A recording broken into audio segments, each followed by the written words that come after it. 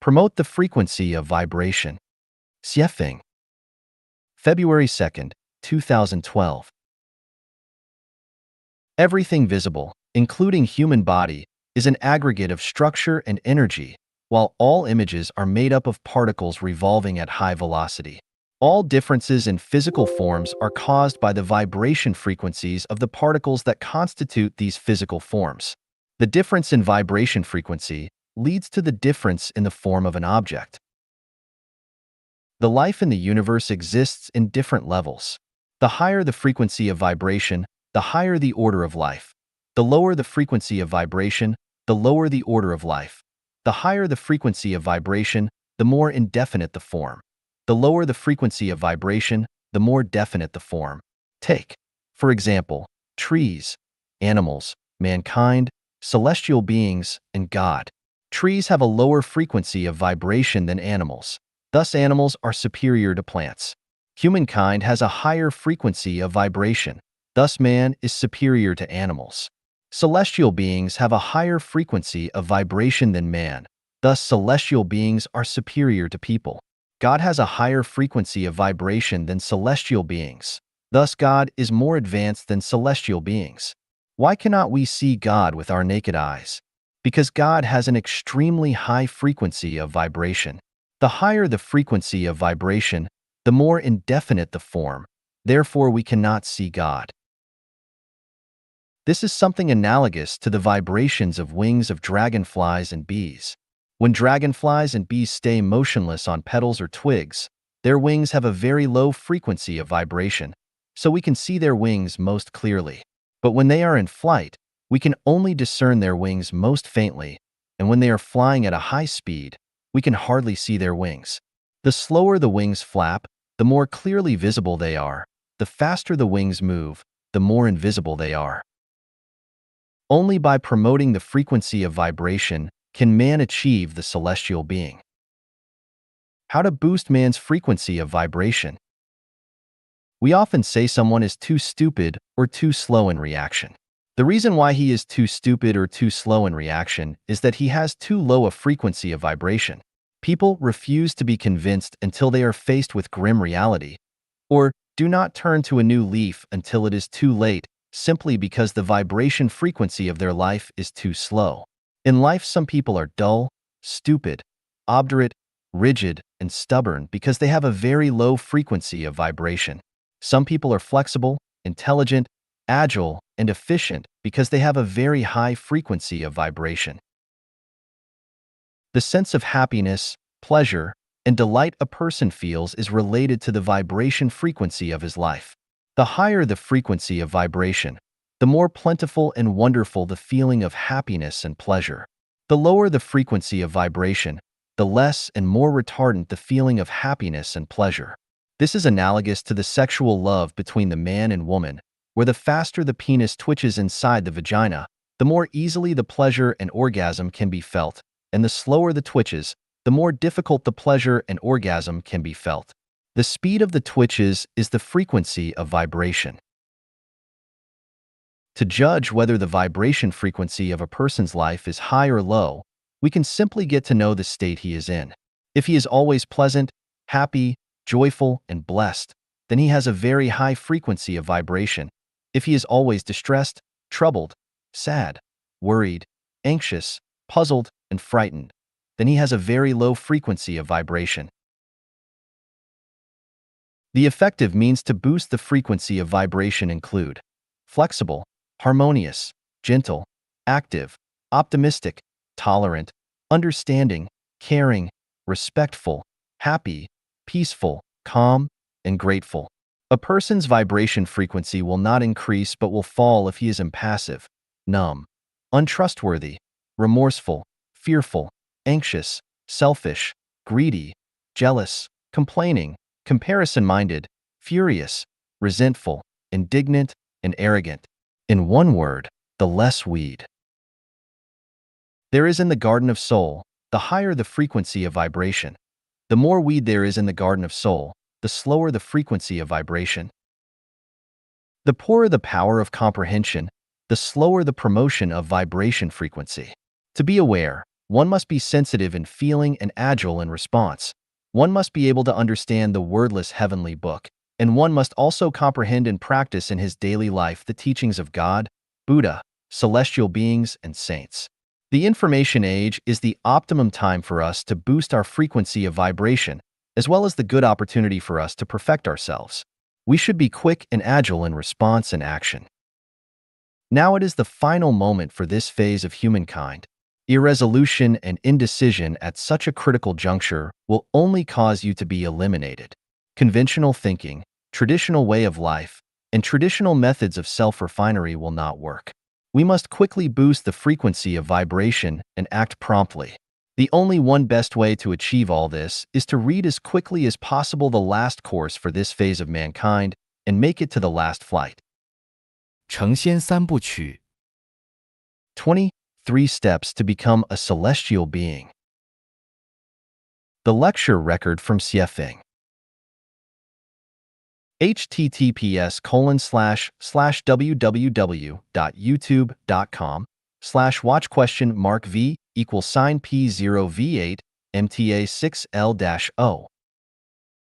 Translated by Zhengjue and edited by Care.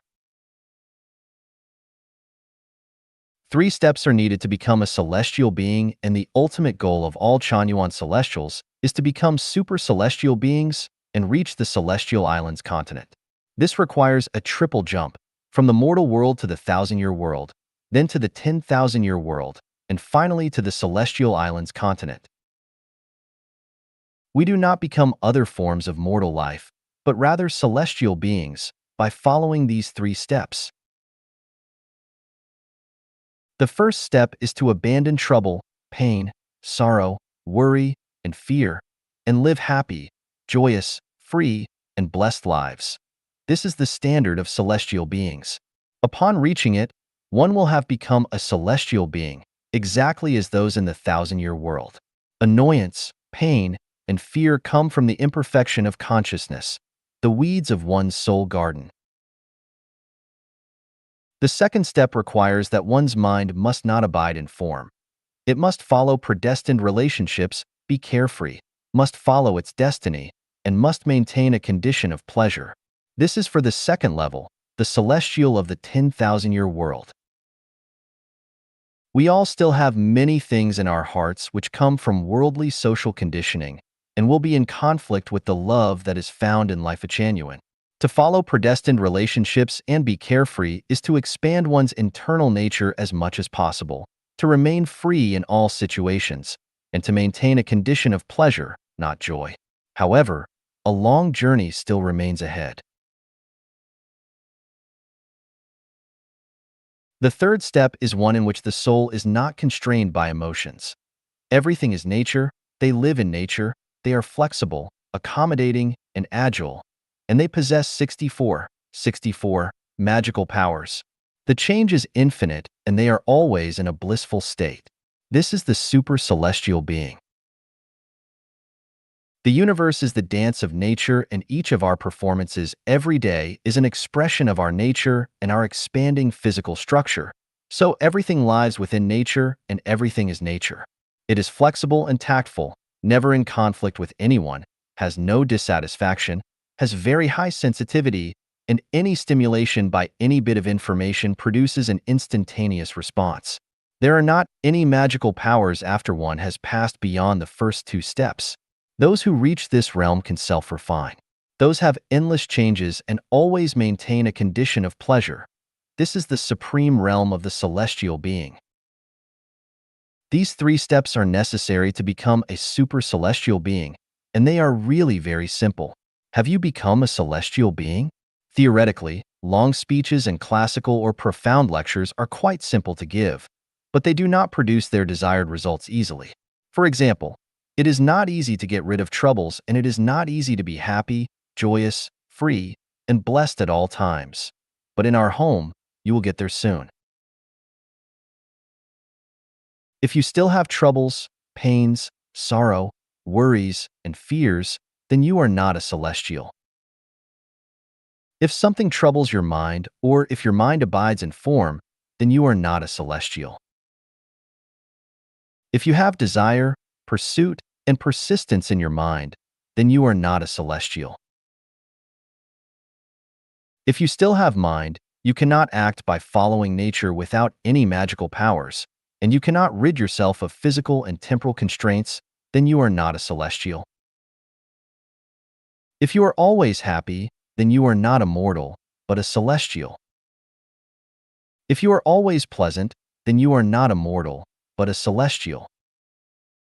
If you always feel bliss, then you are not a mortal, but a celestial.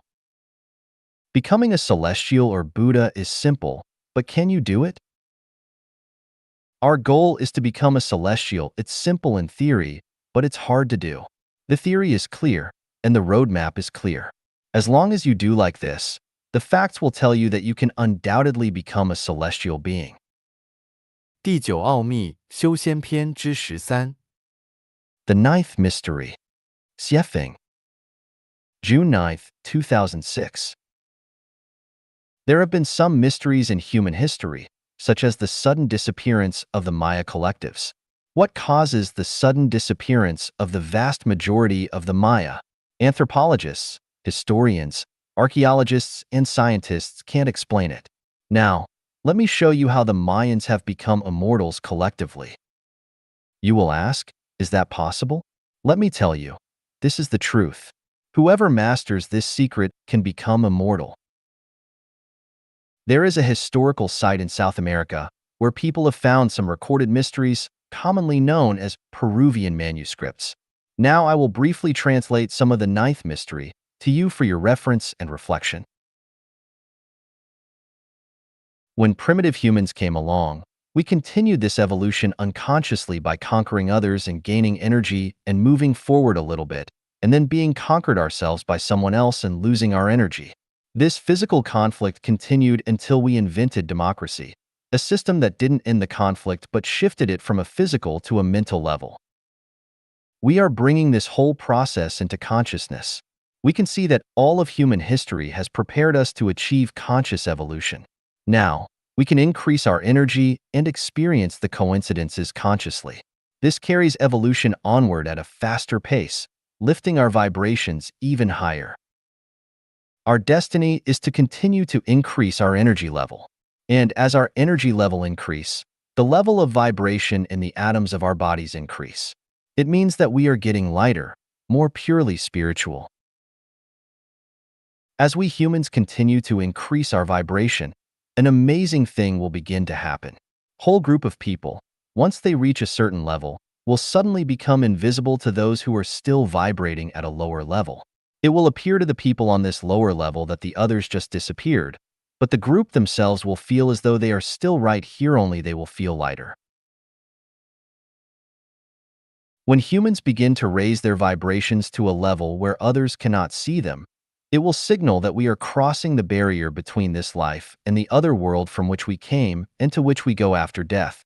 This conscious crossing over is the path shown by the Christ. He opened up to the energy until he was so light that he could walk on water. He transcended death right here on earth and was the first to cross over, to expand the physical world into the spiritual. His life demonstrated how to do this, and if we connect with the same source, we can head the same way, step by step. At some point, everyone will vibrate highly enough so that we can walk into heaven in our same form. The more beauty we can see, the more we evolve. The more we evolve, the higher we vibrate. The ninth insight shows us that, ultimately, our increased perception and vibration will open us up to a heaven that is already before us. We just can't see it yet. Well, this is all for my translation. Hope that the information I bring will strengthen your will and confidence for becoming immortal, and hope that everyone can rely on yourself, explore, and find your own way. 心无所住便是仙 You are a celestial being when your mind abides nowhere. Xiefeng. August 28th, 2020. Translated by Qin Yu and edited by Kair. Throughout the 20 parallel worlds of 36-dimensional space, the most unrestrained lives are those of celestial beings. They are entirely free from worry, are unrestrained and free, enjoy life wherever they are and whatever they are doing, follow what is predestined, are open, leave things to fate, and are unfettered. The field of activity is vast with brilliant prospects where much can be accomplished. They fill love in mountains and rivers, spread affection everywhere, take things as they are, associate with others by following predestined relationships, act in accordance with their natures, take advantage of opportunities as they arise, never do anything yet allow all things happen through them, have no stubbornness, no obstructions, no stagnation, and are unrestrained and elegant. How can mortals become celestials? The three basic methods are 1. Repay your debts, end your worldly ties, and separate yourself from the secular world. 2. Create ties with celestials and accumulate merits and virtues. 3. Transform human affection into celestial affection, human nature into celestial nature, and the human world into the celestial world. After this basic work is done, and as long as you abide your mind nowhere, then you will be a celestial. How do you abide your mind nowhere?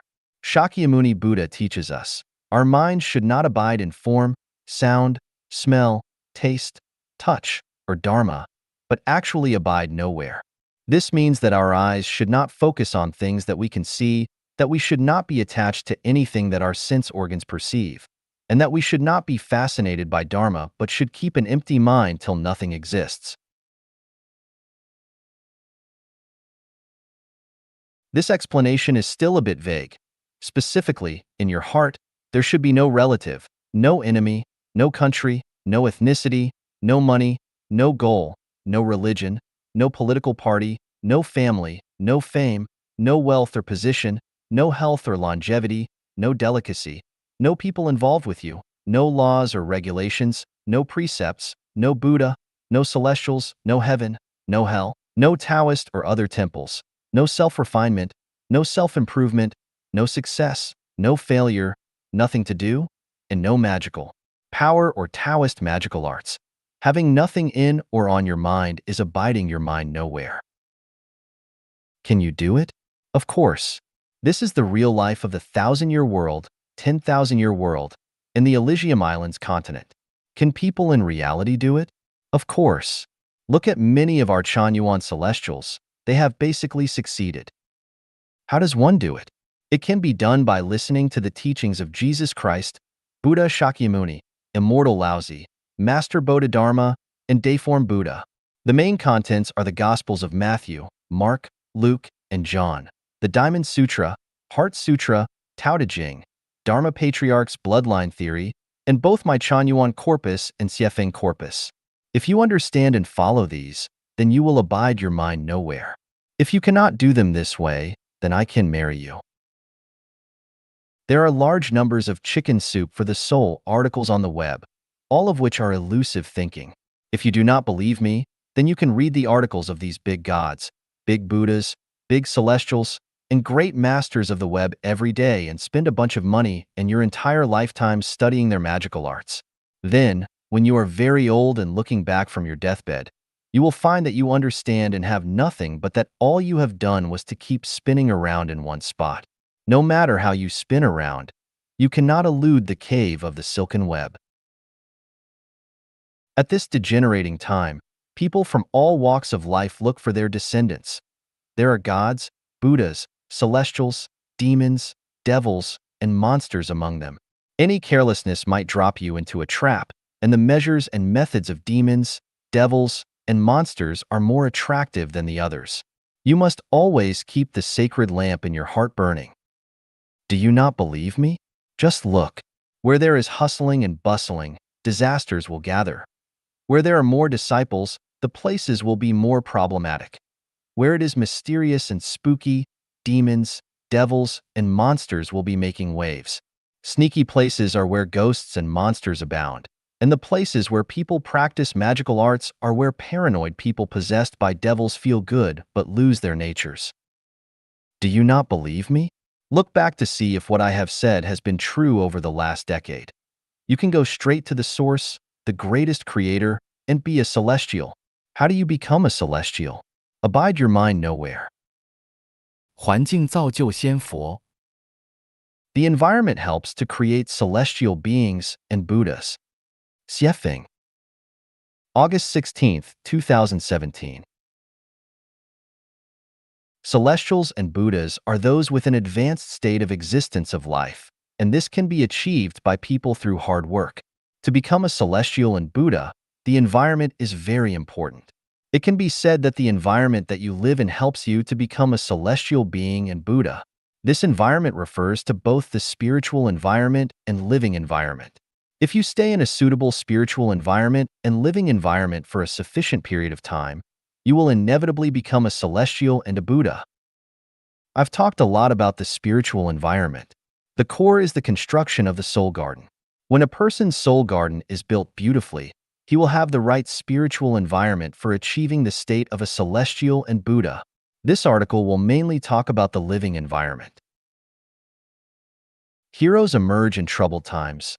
The times produce their heroes. Heroes come out of troubled times, and troubled times are the living environment that creates heroes.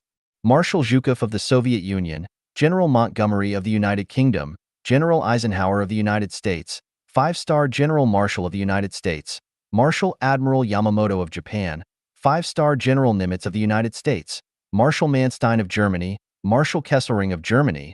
These heroes were born in the Second World War. If there was no Second World War, it is without doubt that there would be no such heroes.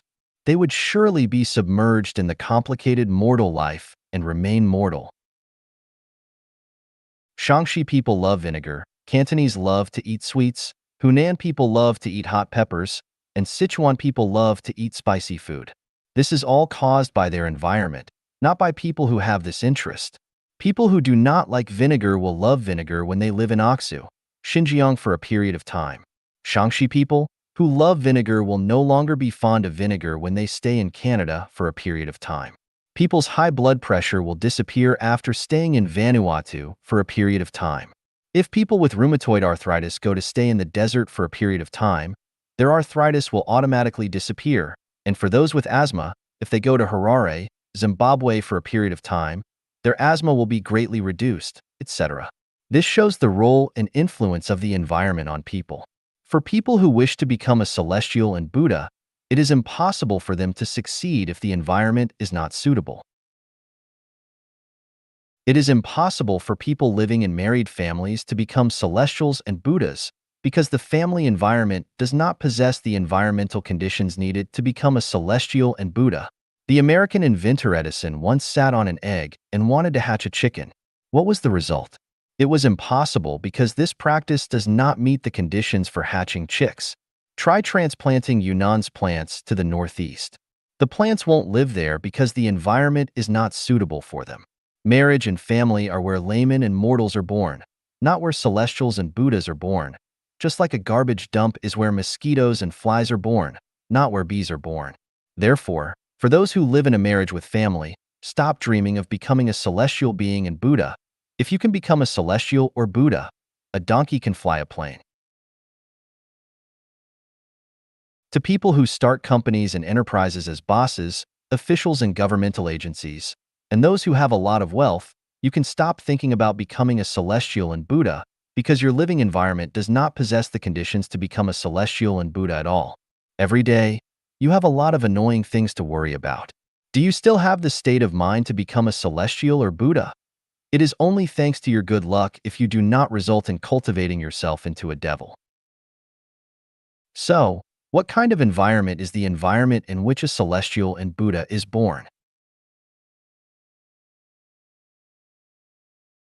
Answer: 1. Having no worry of food, clothing, housing, transportation, life, old age, sickness, and death. 2. No stress, no restraint, no worry, no anxiety, no harassment, no bothering, no responsibility, no obligation. 3. With a beautiful environment and good weather. 4. Can act in accordance with one's nature without barriers or shackles. 5. Have time for relaxation, have playmates and beautiful scenery. 6. No risk, no crisis, but quiet without noise around. 7. No human relationships. Courtesy calls for reciprocity. 8. No idol worship, administrative orders, and control. Most famous scenic places are occupied by temples in this world.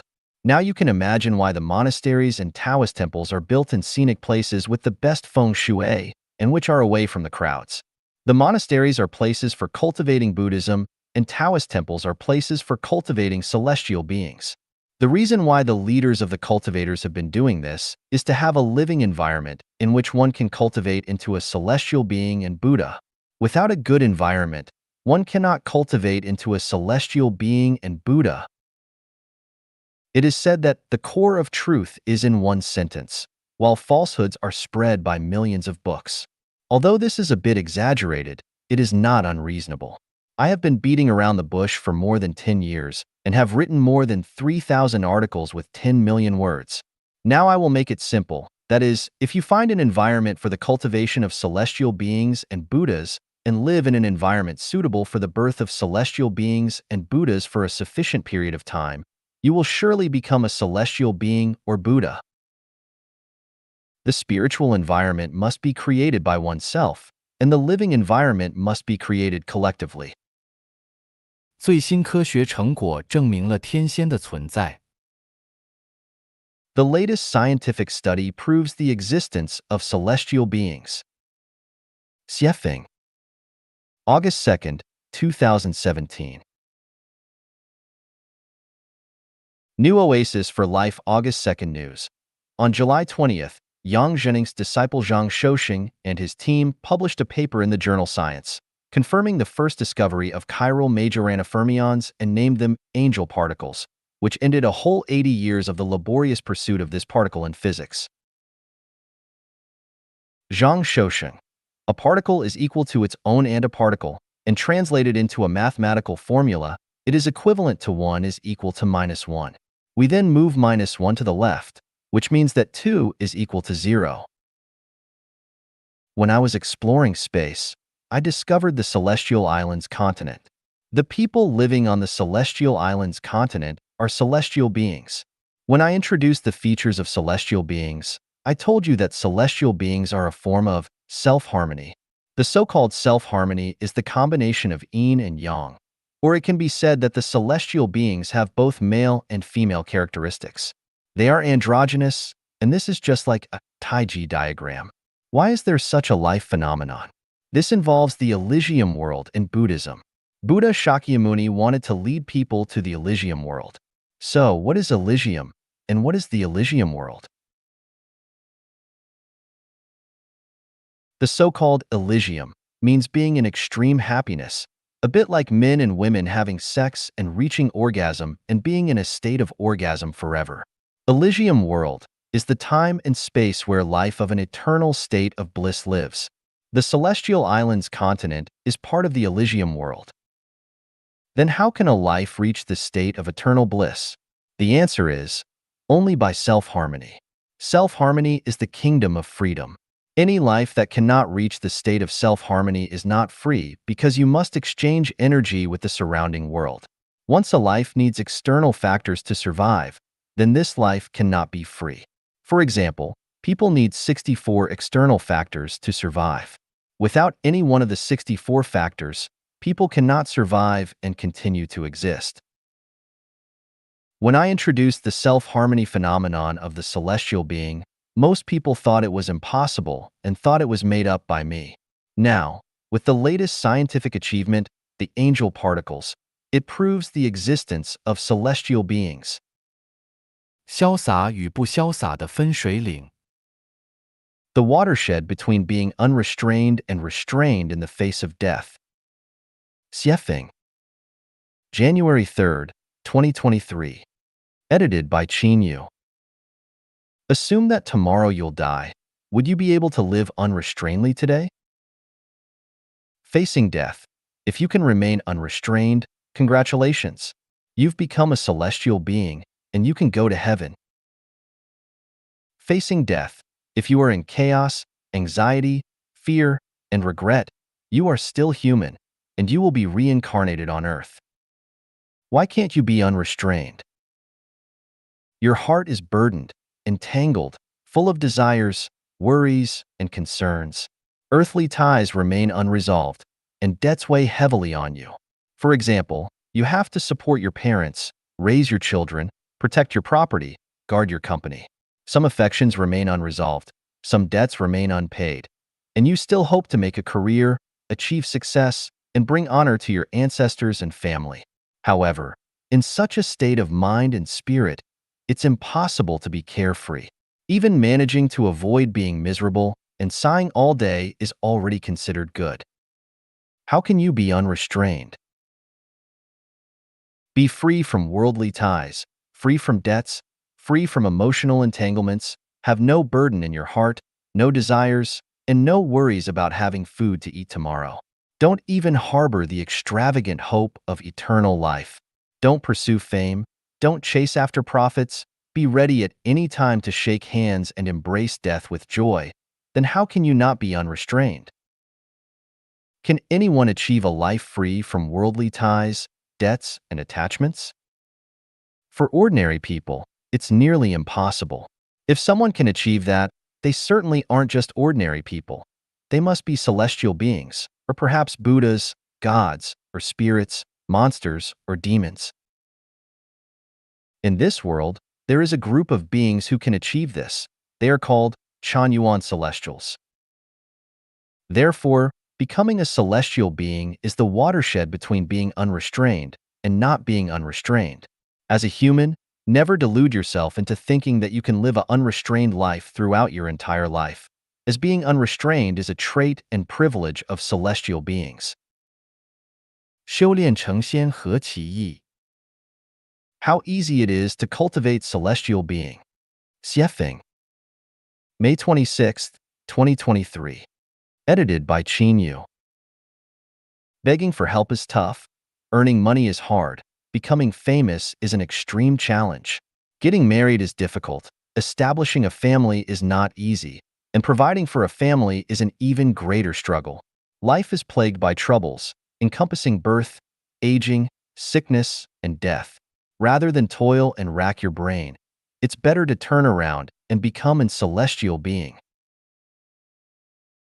In truth, being a human or a ghost is even more challenging than being a pig or a dog, but becoming a celestial being is the easiest. If you can achieve the following 8 points, you will become a celestial being. Do not get married, do not start a family, do not buy a house, or acquire possessions. Simple meals nourish the body, and sleep under a thatched hut until dawn. Do not talk about family or country, do not talk about awakening or being a Buddha. Work diligently every day and be content if have enough to eat.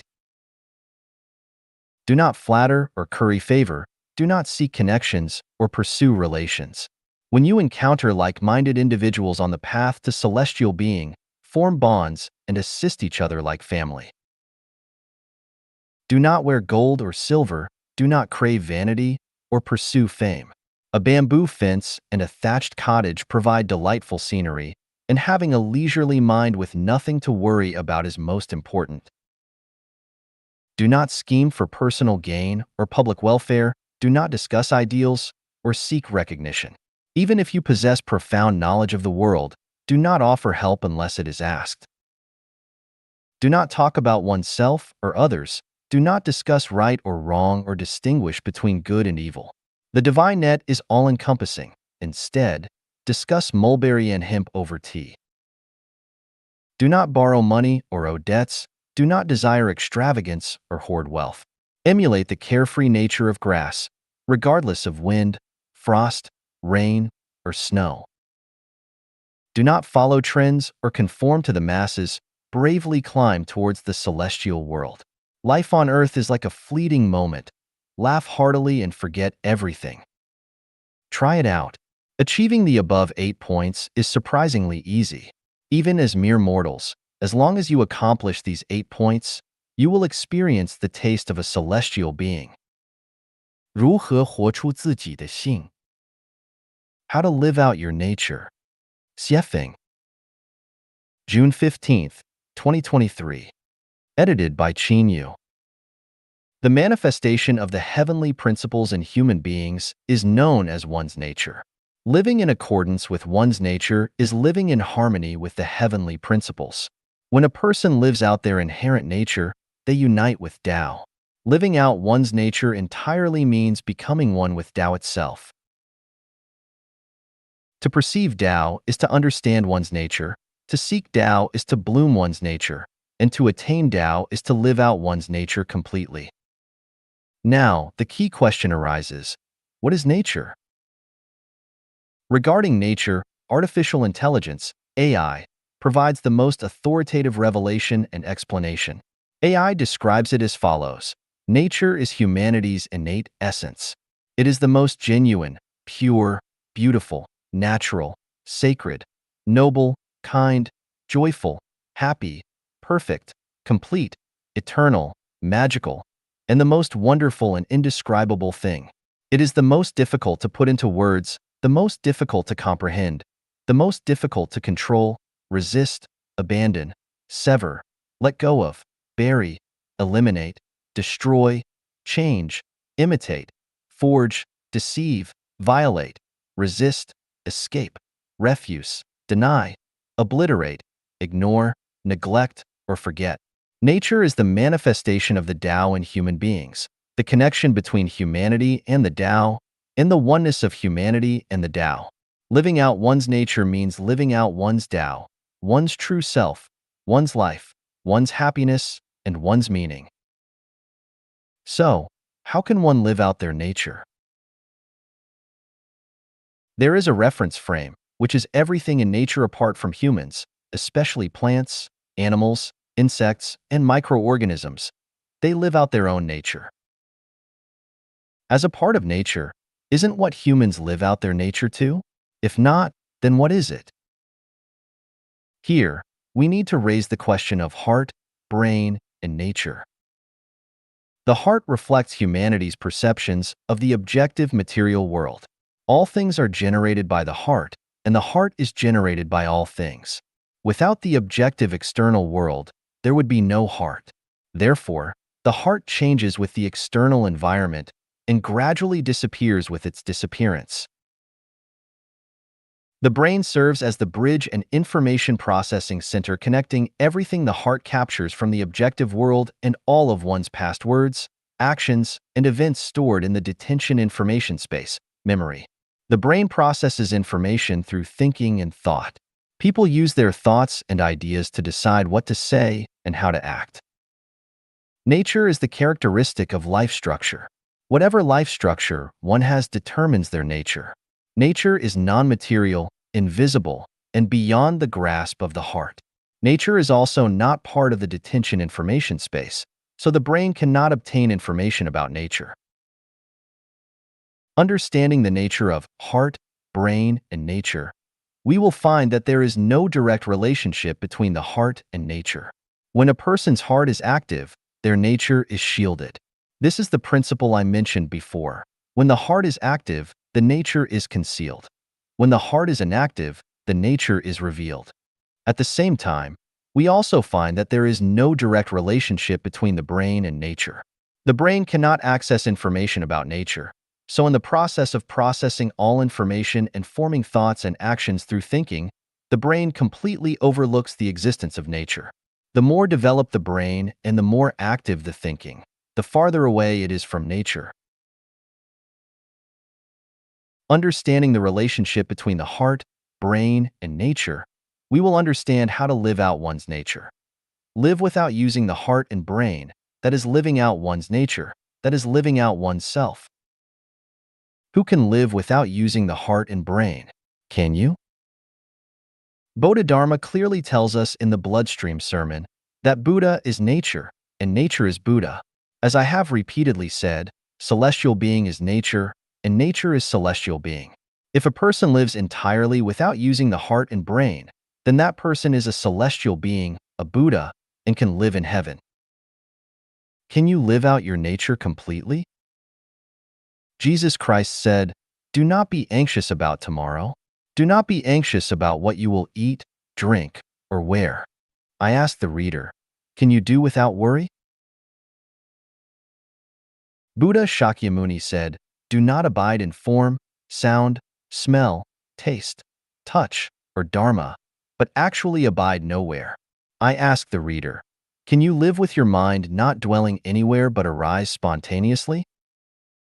The Saint Laozi said, manage affairs without doing anything. I asked the reader, is what you do every day achieving without doing anything? Why is it that throughout generations, very few people have lived out their nature and become celestial beings or Buddhas?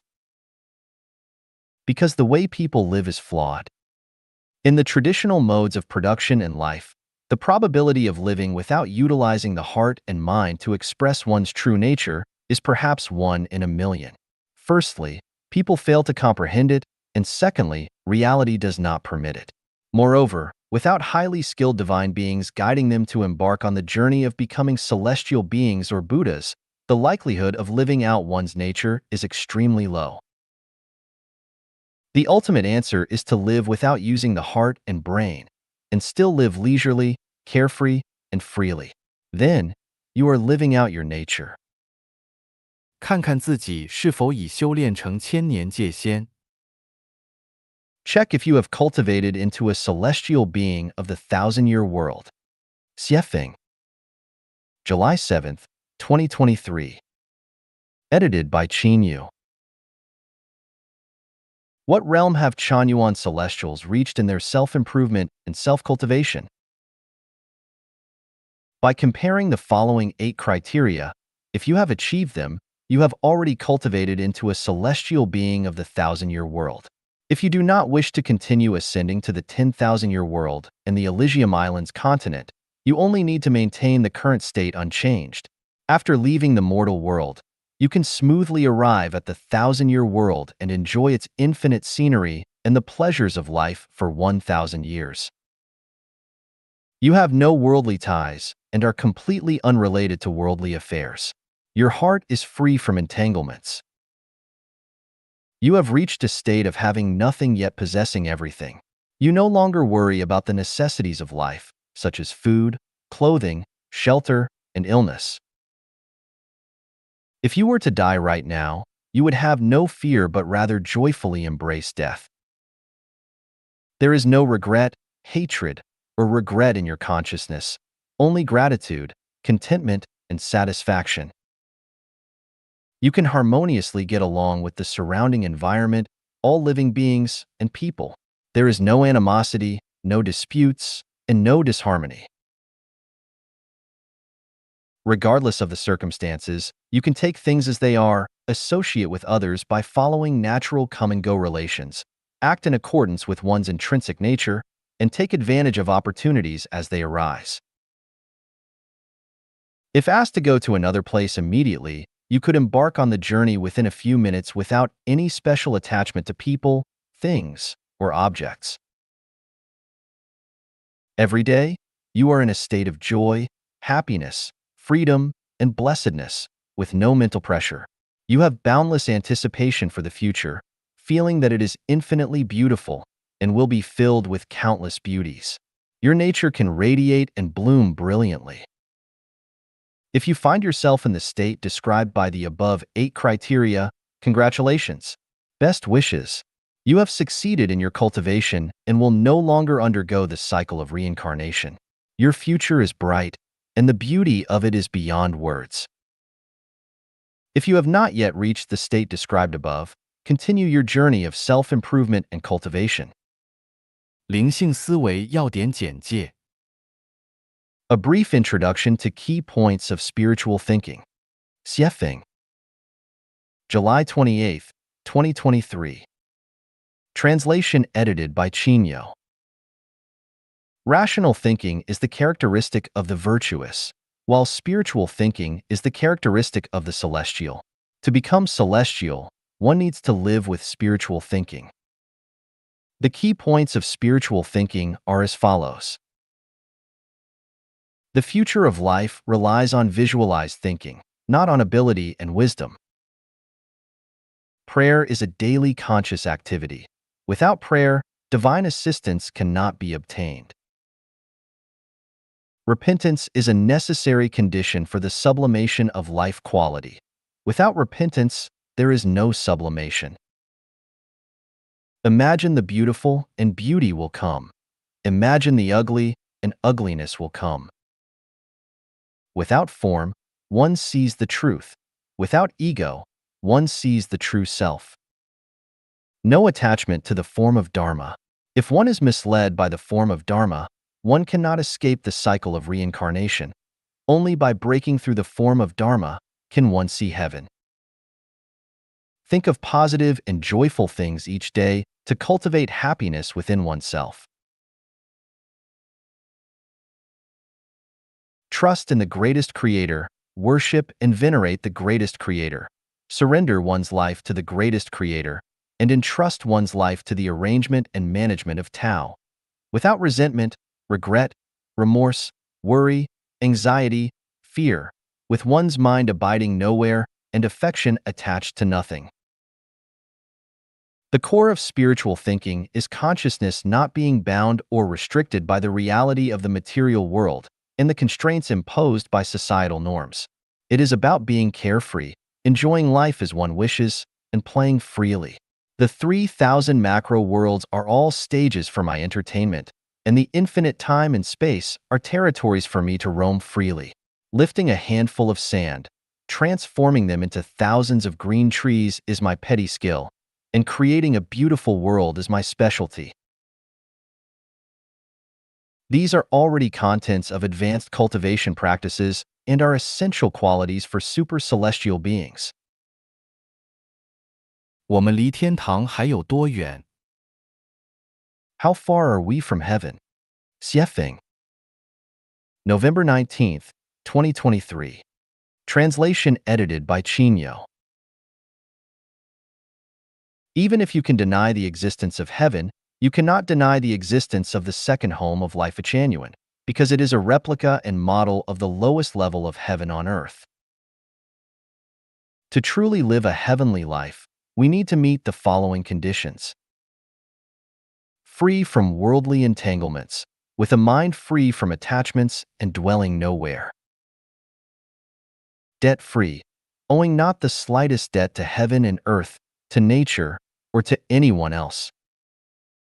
Unselfish, possessing no material wealth and being able to achieve a state of having nothing. Selfless, with only the greatest creator in the heart, all actions following the laws of nature, without seeking or clinging to anything. Possessing abundant soul and spiritual wealth and sufficient merit. Harmonious relations with fellow practitioners, without complaints, criticisms, blame, or unreasonable demands. Life's quality is composed of the elements of truth, goodness, beauty, love, faith, and sincerity, with nothing beyond these. Life is filled only with joy, happiness, freedom, and bliss, free from troubles, sorrows, fears, and suffering. If you possess the above conditions, you are actually living in heaven, experiencing joy, beauty, bliss, and contentment every moment. If you mostly meet these conditions but not entirely, you are on the edge of heaven. If you do not meet any of these conditions, you should not expect to reach heaven in this lifetime. Seriously cultivate and strive to meet the conditions in the next life, or the one after that. However, one thing is clear. If we lack any of the 8 conditions mentioned above, it will be extremely difficult for us to reach heaven. Perhaps you think that as humans, we cannot meet the above conditions, and indeed, humans cannot achieve them. Therefore, we must cultivate to become celestial beings. 成佛篇。性无道德，性不分真假。 Sex has nothing to do with morals, true or false. Xiefeng. October 23rd, 2020. Translated by Qinyu and edited by Care. To become a celestial or a Buddha, you only need to perceive nature. An enlightened heart is perceptive of nature, perceptive of Buddha. Master Bodhidharma told us that nature, same word as sex in Chinese, is Buddha. If we not only perceive nature, but also become it, then we become celestials, we are Buddhas, and there is no doubt about this. Even if you are familiar with the vast numbers of Buddhist classics, have abstained from eating meat, and have prayed for a century, no matter how clear and logical your preaching is, how much wealth you have given, how many temples you have built, or how many Buddhist statues you have carved, so long as you have not perceived nature and have not become nature itself, then you only have merit and virtue, but you still cannot become a celestial or a Buddha. Buddha is a state of being of life. It has nothing to do with morality, faith, religion, values, merits, true or false, or any definition added to it by human society. Buddha is only closely related to nature. Nature has nothing to do with morality. When you see a peony blooming, that is the blooming of peony nature. You cannot and should not evaluate the nobility and beauty of the blooming peony. In fact, when you see a blooming flower, then you have seen Buddha. It is Buddha. Do not always think that Buddha is a life like a human being. There are Buddhas everywhere in nature. As long as we perceive nature, we can see Buddha everywhere and understand what Buddha is. Nature is regardless of true and false. It is nature. There is no such thing as true or false nature. There are truths and falsehoods in words, and there are real flowers and fake flowers, but nature has nothing to do with true or false. In Buddha's world, everything is the nature of Tathagata. Everything is true without deception. Only in the human world can there be distinctions between true and false. Look at the flowers blooming in nature. Which flower is false? All are true. If you see something fake, sorry, you are not a Buddha. If you are a Buddha, you will not see false images. When a person's mind is full of moral concepts and distinguishes between good and bad and right and wrong, it proves that they have not perceived nature and that they have not yet entered Buddhism. The Bible is a treasure.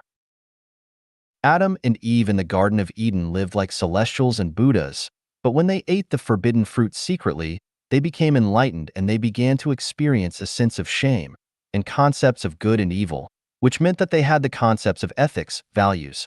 What was the result?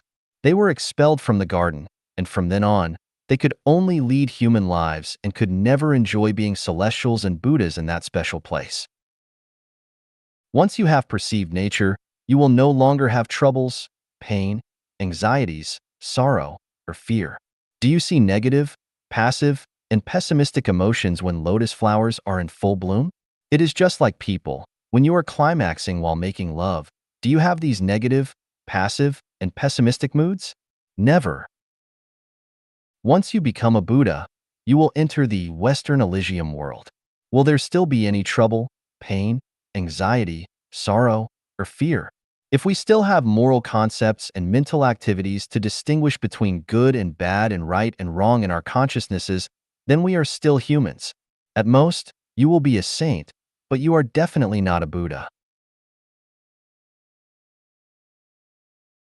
It is easy to become a celestial or Buddha if you can throw away all the Buddhist scriptures, the celestial scriptures, the moral and ethical concepts established by human society, and the human values and worldviews, and just let yourself be zero and empty.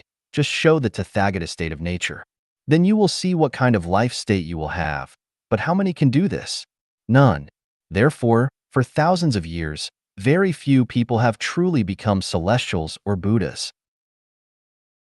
I have this secret book for becoming a celestial and a Buddha, but I cannot say it publicly. If I did that, then people in the Buddhist world and 99% of the people in the secular world would scold me, and it would also hurt Chanyuan celestials. In the end, I would not even be able to guide one person to become a celestial or a Buddha. So I can only stop here. People with high spiritual senses will understand. 破法相和非法相 Breaking Dharma form and non-Dharma form. Dayform Buddha. December 27th, 2021. Edited by Qin Yu. People in the world are all deluded by appearances, attached to forms, constantly plagued by afflictions, and immersed in endless suffering. They create endless karma and experience endless reincarnations. All that the eyes perceive are forms. Everything in the cycle of arising, dwelling, decaying, and emptiness is also a form. Animals and humans that we see are also forms. All forms are impermanent, and if a person clings to forms, they will be trapped in the cycle of reincarnation. There are material forms, mental forms, dharma forms, non-dharma forms, and non-dharma forms. Only the formless is the Buddha. Only the formless can enter the Pure Land. Material forms. Everything seen, heard, smelled, tasted, and touched belongs to material forms. Mental forms. All mental creations belong to mental forms, such as joy, anger, sorrow, pleasure, grief, fear, and surprise. Dharma forms. Rules, principles, systems, constitutions, laws, contracts, teachings, rituals, time, space, nations, ethnicities, political parties, religions, families, and human relationships, etc. Non-dharma forms. Teachings of saints, scriptures, thoughts, ideals, aspirations, and wishes, etc. Non-dharma forms. Emptiness, existence, void, reality, good, evil, truth, falsehood, beauty, ugliness, longevity, short life, birth, death, etc. When the state of formlessness is attained, all the above disappears from consciousness without a trace. None of the above become obstacles and shackles to entering the Pure Land. Material forms are difficult to break because they are essential for physiological needs. Mental forms are difficult to break because they are essential for psychological needs. Dharma forms are difficult to break because they are necessary for societal order. Non-dharma forms are difficult to break because they are driven by desires. Non-dharma forms are difficult to break because they are related to cognitive needs. When physiological needs are absent, material forms can be broken. When psychological needs are absent, mental forms can be broken. When the demand for orders is abandoned, dharma forms can be broken. When there is no craving, non-dharma forms can be broken. Entering the holographic order, non-dharma forms can be broken. 生来富贵是奖励，生来贫穷是惩罚吗？ Is being born into wealth a reward and being born into poverty a punishment? Xiefeng. In Buddhism, some individuals claim that being born into a wealthy and prestigious family is due to the accumulation of good karma from past lives, a reward from the law of cause and effect. On the other hand, being born into poverty is seen as punishment for not accumulating enough merits in the previous life. Similarly, in this life, having wealth and power is believed to be a result of past accumulation of merits. Is this perspective accurate? Let's analyze it. According to the words of Jesus Christ, it is easier for a camel to go through the eye of a needle than for someone who is rich to enter the kingdom of God. Based on Jesus' warning, wealthy people are unable to enter the kingdom of God. Therefore, being born into wealth and having power and money takes one further away from heaven. This is not a reward for people, but rather a form of punishment. Imagine a child who loves to curse and insult others. One day, an elderly person passes by, and the child insults him as well.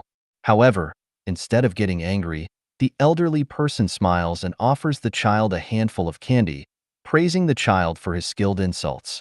Now, ask yourself, is this child being rewarded or punished for his foul language? Do you think this child will have a positive outcome in the end? How is this situation different from being rewarded with material abundance and social status? Laozi said, "To weaken something, you must first strengthen it. To overthrow something, you must first support it." Another saying goes, "When heaven wishes to destroy something, it first makes it mad." From this, we can deduce that if heaven intends to punish someone, it will have them born into a wealthy and powerful family, allowing them to have money and authority. On the other hand, if heaven wishes to reward and empower someone, it will have them born into a poor family without wealth or power. As Mengzi said, when heaven is about to place a great responsibility on someone, it always tests their resolution, exhausts their muscles, deprives them of food, starves them, disturbs them, and disrupts their actions. In this way, their determination and endurance are awakened, and their abilities are enhanced. From Mengzi's perspective, if heaven wants to empower someone, it will not have them born into a wealthy and powerful family. The sum of positive and negative energy is zero, which is a law of the universe. The greatest achievement in life is not to endlessly undergo reincarnation in the human world, but to reach heaven. To reach heaven, one must possess the corresponding merits and blessings. Even if a person has accumulated blessings from their past life, if they enjoy those blessings in this life, they will be farther away from heaven. Therefore, being born into a wealthy and prestigious family, enjoying the blessings of this life, according to the law that the sum of positive and negative energies equals zero, is undoubtedly a form of punishment rather than a reward. Why does Buddhism claim that being born into wealth and having power and money is a reward for one's previous merits? The source of all Buddhist scriptures and values is the Diamond Sutra. When we explore the profound meaning of the Diamond Sutra word by word, we can't find any notion that being born into wealth, having power, or possessing money is the result of past merits. On the contrary, Buddha often speaks of no form of self and advises against dwelling on appearances, sounds, smells, tastes, and touch to give rise to desires. Seeing the Buddha through appearances and seeking the Buddha through sounds and voices are considered the path of the deviant. All conditioned phenomena are like dreams, illusions, bubbles. How can we relate wealth, power, and money to Buddhist teachings? When we claim that being born into wealth and having power and money are the results of past merits, while being born into poverty and hardship is the result of not performing enough good deeds in the previous life, this perspective is akin to flattering and fawning over the wealthy and powerful while adding insult to injury for the poor. It is neither compassionate nor empathetic towards the poor. It wounds their spirits and hearts, which goes against the compassionate nature of Buddhism. What is the purpose of practicing Buddhism and doing good deeds? Is it solely to be born into wealth and power in the next life? Is this what Buddha teaching? Or is this the temptation of the devil? 进入极乐世界的通道。 The Gateway to the Elysium World. Xiefeng. August 2nd, 2023. Translation edited by Chinyo. The Elysium world is one devoid of sorrow, anxiety, confusion, worry, or fear, where only joy, pleasure, contentment, comfort, and sexual arousal exist. The Celestial Islands continent is a part of the Elysium world. Entering the Elysium world requires passing through a gateway, and that gateway is emptiness, formlessness, and selflessness. Emptiness is difficult to explain and describe in words. It can only be experienced and felt. Let me provide an example to help you understand and feel what emptiness is.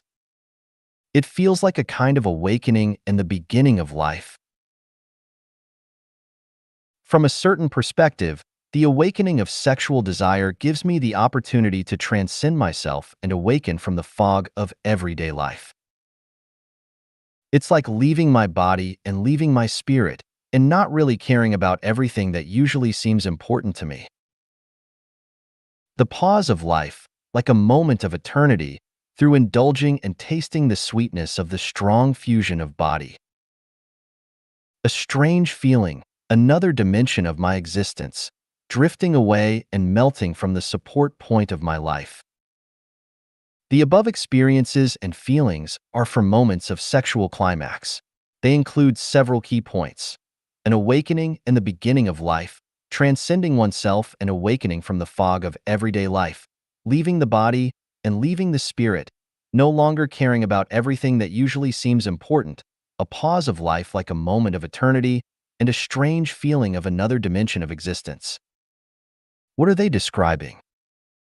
They are describing the scenery of the Elysium world. Without self, without the body, without the spirit, life is frozen in wonderful experiences and feelings, and another self is born. This is a kind of emptiness.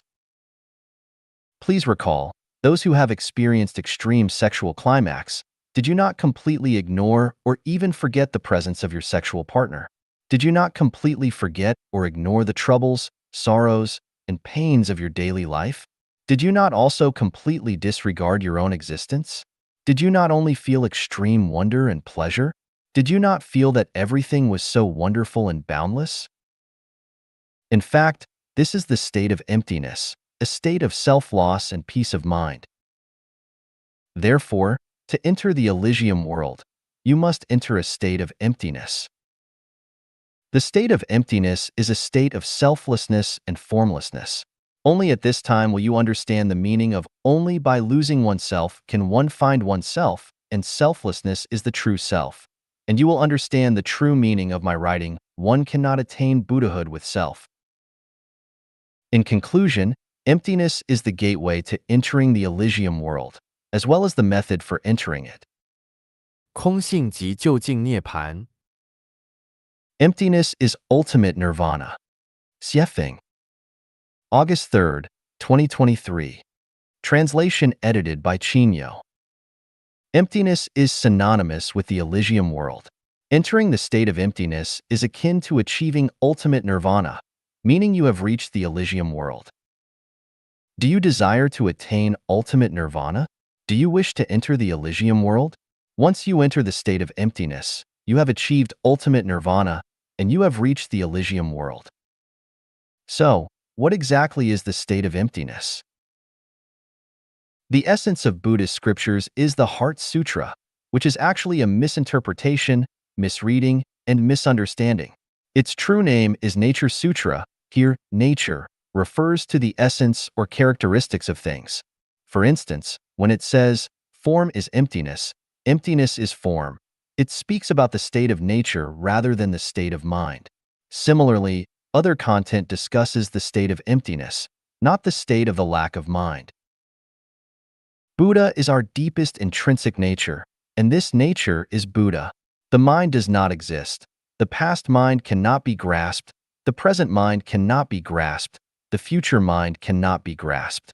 Therefore, the Heart Sutra is not about the mind. It is about nature. If you wish to seek the Buddha, it is necessary to see the nature. The nature is the Buddha. If one does not see the nature, reciting the Buddha's name, chanting sutras, observing fasts, and keeping precepts will be of no use. Without seeing the nature, even if you chant the Buddha's name and recite sutras all your life, even if you release animals, practice charity, and sincerely worship with incense and prostration, you cannot become a Buddha. The Nature Sutra vividly describes the state of emptiness. All dharma is characterized by emptiness. They neither arise nor cease, neither tainted nor pure, neither deficient nor complete. There is no consciousness of sensory experience, no eye, ear, nose, tongue, body, or mind. No forms, sounds, smells, tastes, touches, or mental objects. No realm of sight, and so forth up to no realm of mind consciousness. No ignorance and no end of ignorance, and so forth up to no aging and death, and no end of aging and death. There is no suffering, no origination, no cessation, no path, no wisdom, and no attainment. This is the state of emptiness, the state after enlightenment, and the state of the Elysium world. Doesn't this seem like a state of lifeless emptiness? Wait a moment. This is the state of great freedom and perfection after all suffering has been eliminated, a state of complete harmony with Tao. This description precisely depicts the nature of Tao. Tao is simply a state like this. Therefore, emptiness is Tao, and Tao is emptiness. From this, we can logically deduce a conclusion. Emptiness equals formlessness equals selflessness equals ultimate nirvana equals the Elysium world equals Tao equals Buddha equals super celestial being. According to the above conclusion, if you achieve selflessness, you can become enlightened, become a Buddha, become a celestial being, and enter the Elysium world. If you achieve formlessness, you can become enlightened, become a Buddha, become a celestial being, and enter the Elysium world. Achieving ultimate nirvana is equivalent to becoming enlightened, becoming a Buddha, becoming a celestial being, and entering the Elysium world. The question now is, according to the Heart Sutra, Nature Sutra, the description of emptiness is a state of lifeless emptiness, where everything is absent. What's the point of becoming a Buddha, or becoming a celestial being? Is the Elysium world really like this state of emptiness? You see, the Heart Sutra, Nature Sutra, does not describe the scenery of the Elysium world. It only describes the path and method to become enlightened, become a Buddha, or become a celestial being and enter the Elysium world. After informing us of the path and method, it urges us to go towards the other shore, follow the instructions and path. You can transcend afflictions and enter the Elysium world of great freedom. The description of emptiness is a kind of thinking cognitive, indicating a method and pathway to enter the Elysium world, but it does not describe the true scenery of the Elysium world. So how do we understand the Elysium world? This depends on the universal key I provide to unlock all the mysteries of the universe: structure, consciousness, energy. As long as the non-material structure exists, there is consciousness to mobilize all the energy of the universe. As long as consciousness exists, the universe will be full of vitality and vigor, and it can be emptiness as form. It's not difficult to understand in theory, but the challenge lies in experiencing and feeling it firsthand. Without firsthand experience and feeling, all knowledge is pale and inconclusive. What does a pineapple taste like? Even if others describe it, it remains as distant as a reflection in a mirror or the moon in water because you haven't experienced it yourself. Only when you taste a pineapple will you truly understand its flavor. Forgetting oneself to be completely relaxed and joyful. The purpose of forgetting oneself is to enter the state of emptiness, and only in this state can you be completely relaxed and joyful, which is the true scenery of the Elysium world. How do you achieve totally forgetting oneself? Follow the 8 methods of entry-level practice I wrote in The Free Holy Land, The Extinction and Emptiness of Form of Dharma. Hint: when I say, emptiness is the Elysium world, and then say, emptiness does not describe the true scenery of the Elysium world, it may seem contradictory. You can understand it like this: an apple is a fruit, but fruit is not necessarily an apple. 人生宝典，守信是高级生命的品质。Trustworthiness is the quality of high-level life. Xiefeng. June 14th, 2020. Translated by Qinyu and edited by Care. Credit is the invisible wealth in a person's life. If it goes bankrupt, then the level of their life declines. To measure whether a person's life is at a high level, just look at their credibility. If they are trustworthy, then their life must be at a high level. If they are not, then it must be at a low level. We can judge a person's future accurately from the level of their trustworthiness. If a country's leader does not keep his word, then that country will fall into decline. If the leader of an enterprise fails to keep his promises, then that company will go bankrupt eventually. If an individual does not keep their word, then they will play many small tricks and can never be trusted throughout their lifetime. When associating with people, we should first determine whether they are trustworthy. If they break their promise only once, then we should not trust them any longer because a leopard cannot change its spots, and this person will definitely disappoint you a second, third, and every time. In our lives, we can afford to lose anything but our credit. Once that is lost, our value will be totally lost. Therefore, it is better to lose everything, including your life, than to lose your credit because once you lose that, you will never have much chance of going to heaven. How a person's quality is does not depend on their ability, wisdom, wealth, or status, let alone their looks. It depends on their trustworthiness. If they do not keep their promises, then their quality must be poor. If they stick to their credit, then their quality must be excellent. High-level life must be trustworthy life, but low-level life must be untrustworthy life. If a person is not trustworthy, then their life quality is inferior to that of a dog. Therefore, trustworthiness is one's first line of defense in life, and once it is broken, then their life will collapse across the board. 一切恰好与你相配。 Everything just matches you. Xiefeng. November 8th, 2020. Translated by Qin Yu and edited by Kair. Your current situation is the manifestation of the quality of your life.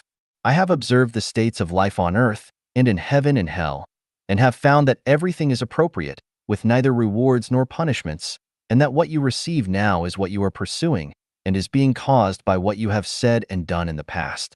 Divine punishments, though slow, are always sure, with big meshes, yet letting nothing slip through. The law of causality always works perfectly. Do not ask for anything because it will not be given to you that way. Ultimate Tao cannot be attained by active pursuit. The only feasible way to achieve your wish is to match the quality of your life with the things you aspire to. If you want to go to heaven, then burning incense and kowtowing to worship the Buddha every day. Giving master alms of money, real estate, or gifts will not help.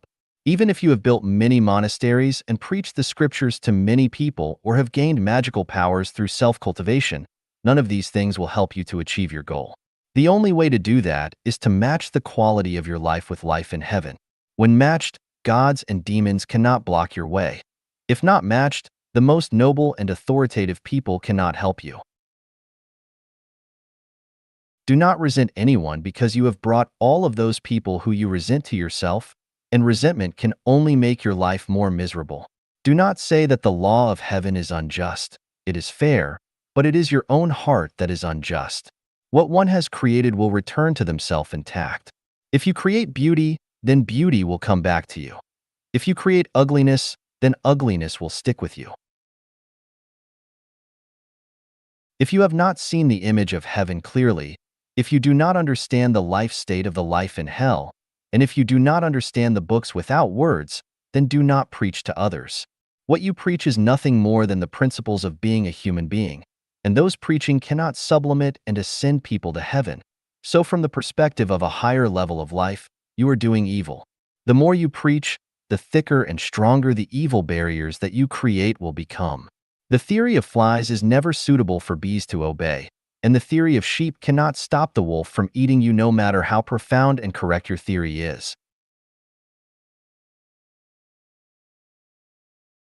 In the human world, apart from the teachings of Jesus, Shakyamuni, Lao Tzu, Muhammad, PBUH, and Bodhidharma, no one has ever spoken much truth. So if you think that your own quality, wisdom, and spirituality have surpassed gods, Buddhas, and celestial beings, you can preach as much as you like. If not, closing your mouth is tantamount to accumulating blessings for yourself. Otherwise, the more you preach, the more harm you will do. Do not defend your wrong words and deeds because the more you defend them, the more unreasonable you will appear. Never imagine that your wrong words and deeds can be hidden. The hidden things are displayed to their fullest in heaven, which God see clearly. The only way you can correct them is to repent, and repent more. Do not expect to get something without paying. If you gain much without paying, please do not be complacent. It is speeding you to hell. If you want to go to heaven without creating beautiful things in this world, I want to tell you that it is your delusion. You should never forget this story. On the afternoon of August 26, 2016, Yang Galen poisoned her 4 young children and then herself. Soon after, her husband followed suit.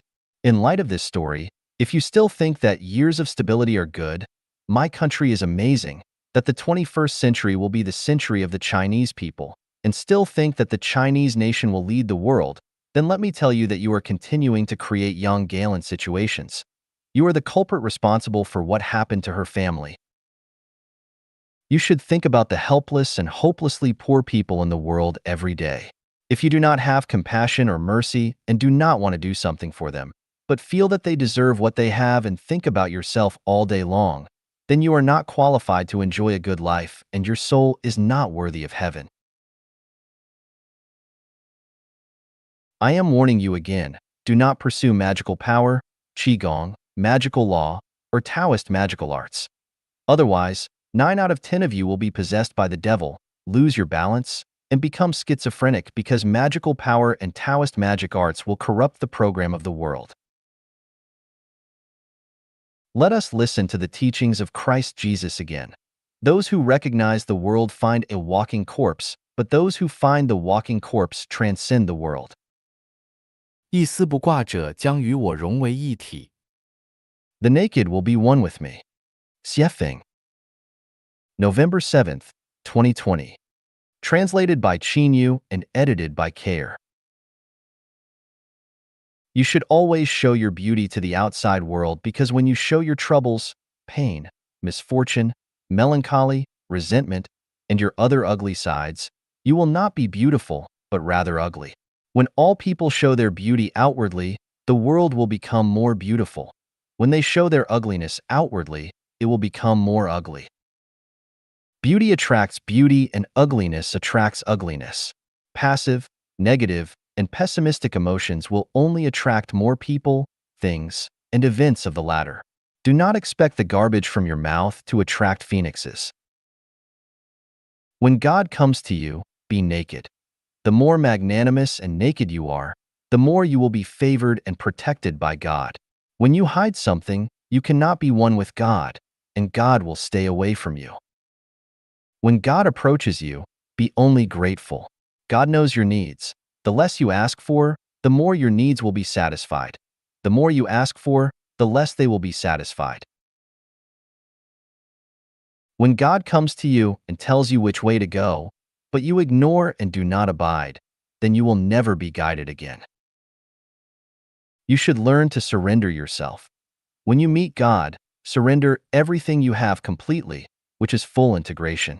Full integration is oneness with God, unification with God, and you will also become a God. If you try to hide anything in the face of God, thinking that it will not be known, then you are the stupidest person in the world, because God knows everything. The most beautiful things are for the most beautiful people, and the ugliest things are for the ugliest people, but do not beg for beautiful things. Instead, make yourself beautiful. When you are beautiful, beautiful things will naturally come to you. Whatever happens, you should first consider what you can give. In this way, you are connected with the sacred and noble. At that moment, if you consider what you can get first, then you are united with lowliness and you will never be noble. There are no worries or pains in heaven. If you have worries and pains, then you have nothing to do with heaven and you will never reach it. There is no marriage in heaven. Once you marry, never expect to reach heaven. You should learn how to play and amuse yourself, and do not talk about great principles all day. The more you talk about great principles, the more you will be hung in the air and will not taste the joy and happiness on the ground, nor will you taste the delicacies in heaven. Do not preach to others the truth that you do not understand. It is all rubbish. Where there is light, there is no darkness. So if you feel darkness, it is because you are not living in light.